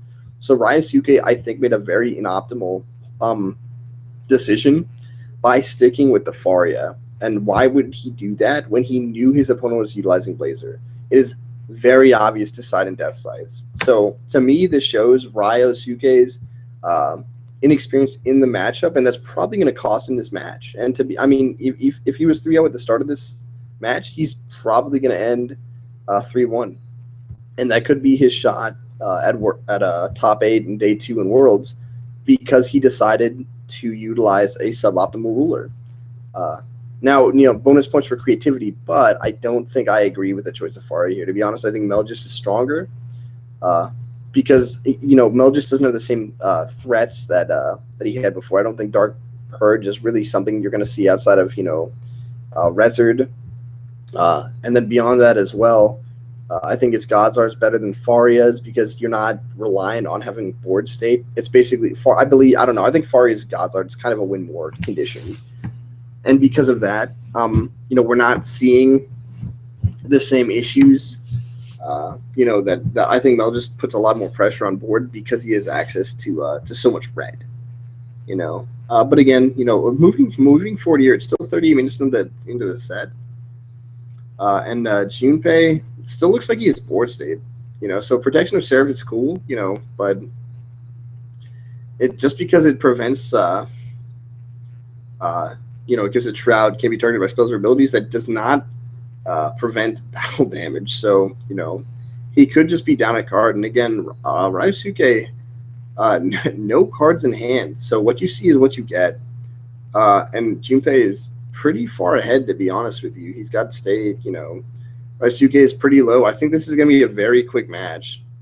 Looking like he's at 1,000 life, that's, yeah.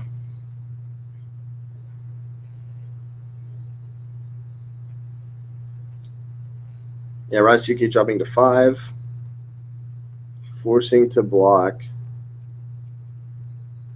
the Gowan.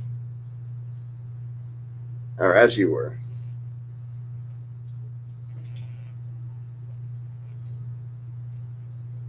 And there's the bow, there's the Assault Force, and he'll pass the turn. So, yeah, and that's game. So it looks like Junpei is going to take it from Ryosuke, utilizing Faria in a 2-0 fashion. Again, not a big surprise. Great players from Junpei. Again, questionable ruler choice from Ryosuke. But, again, you can't discount these players. They did make it to Worlds. So these are the most skilled players in the world via their tournament winnings going into this event, and a lot of respect for them. Ryosuke, again, making an inoptimal choice, but still making a great showing and making it to Worlds. Truly a competitor. But Junpei, I think, definitely opted to decide. And yeah, there he is. He's showing him for Death Scythe, and he's probably explaining to Ryosuke why it was such a poor decision to utilize Faria in this meta. And again, I'm very surprised. I'd be very surprised if Ryosuke goes undefeated and makes top 8. So I guess we'll see.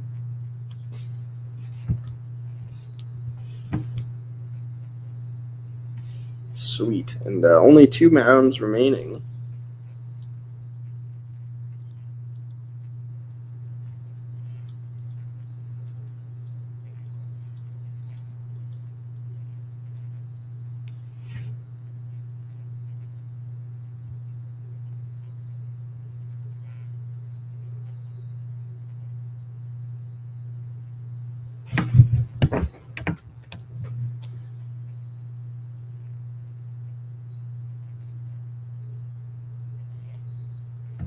All right, folks, I will be back momentarily. Please don't go anywhere. Be back shortly.